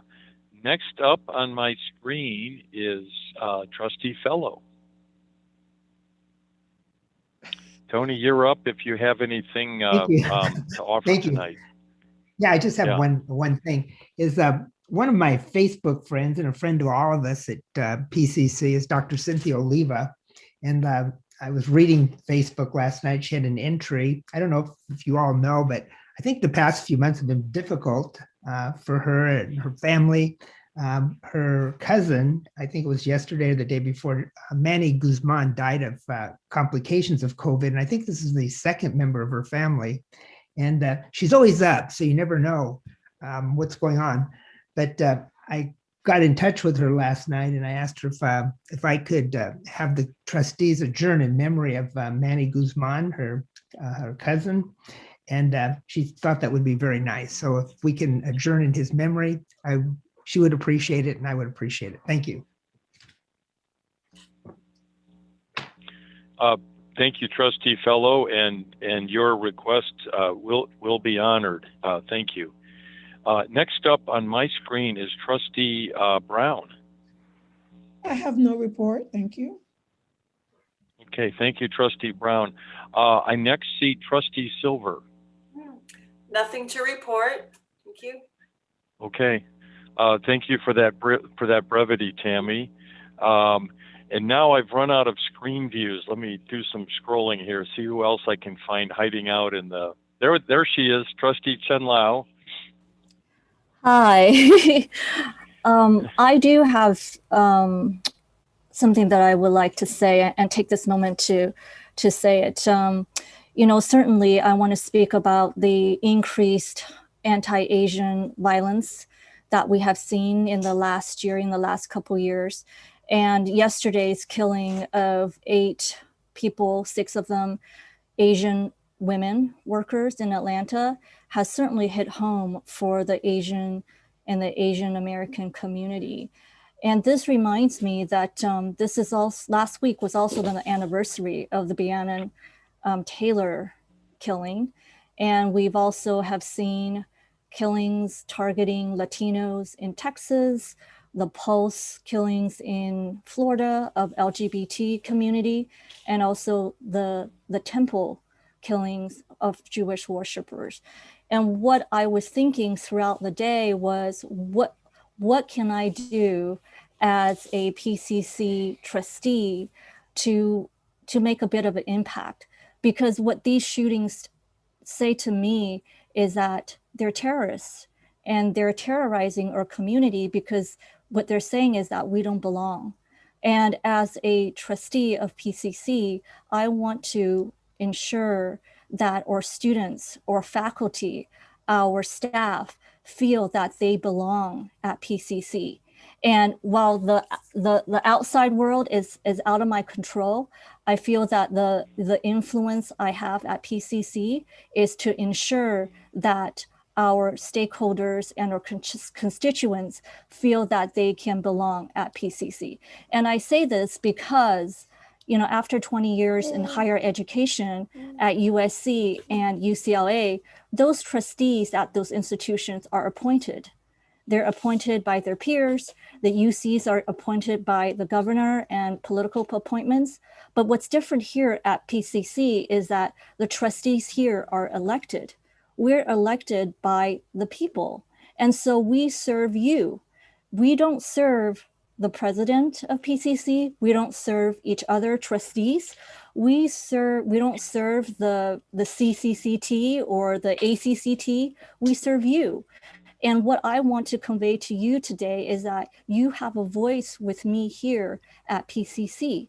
And when I hear students and faculty talk about that they don't have access to influence or to decision-making at PCC, I want to assure them that they have that with me. And with that, I will be introducing a coffee time, a monthly coffee time with me, where we can just chat. You know, you can come and talk to me, and I will have a monthly coffee time scheduled, and I will send Alex and Erica the schedule so that they can post it, so that you can have access to the trustees or to me at least. So I just want to offer, you know, my condolences and to the families, and to share in their grief. You know, in many ways, people have asked me what they can do, and what they can do is that they can speak up and show up for each other. Thank you. Thank you, Trustee Chen Lao. Trustee Martin. The only thing I'd like to announce is that my computer normally turns into a pumpkin around 9 o'clock. So as we discuss future board meeting dates, the 4 to 9 shift is preferred over the 6 to 11 shift for my computer. That's funny. Thank you, Trustee Martin. Okay. All right. It's late. We're in the 4 to 9 shift, and it's after 9, so yeah. I'll be brief in my comments as well. Again, invite all the trustees and everyone to attend the trustee town hall previously announced by Trustee Wah. That will be on April 1st at 6 p.m. and it will feature PCC, a couple of our trustees and our superintendent.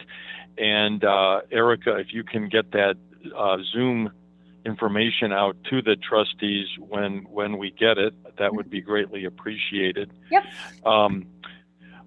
Late last week, I was called on a rush basis to Dr. Androgenis's office to sign some loan documents, and this was for our COP, the Certificate of Participation, 26 million and change, and this was the final piece of the puzzle to getting underway to demolish and rebuild the Red Tag U building, also known as the Serafian building. And I just wanted to recognize that final piece of the puzzle is now in place, and wanted to thank everybody over many, many years who was instrumental and helpful in making this come to fruition. It was not an easy task by any imagination. that concludes my remarks, other than I too denounce the racial violence that was perpetrated recently in Atlanta, and will also be adjourning the meeting in memory of those victims as well. And that concludes the trustee reports. And I think next on our agenda is future board meetings, if I'm not mistaken. Yeah, proposed future board. Yeah.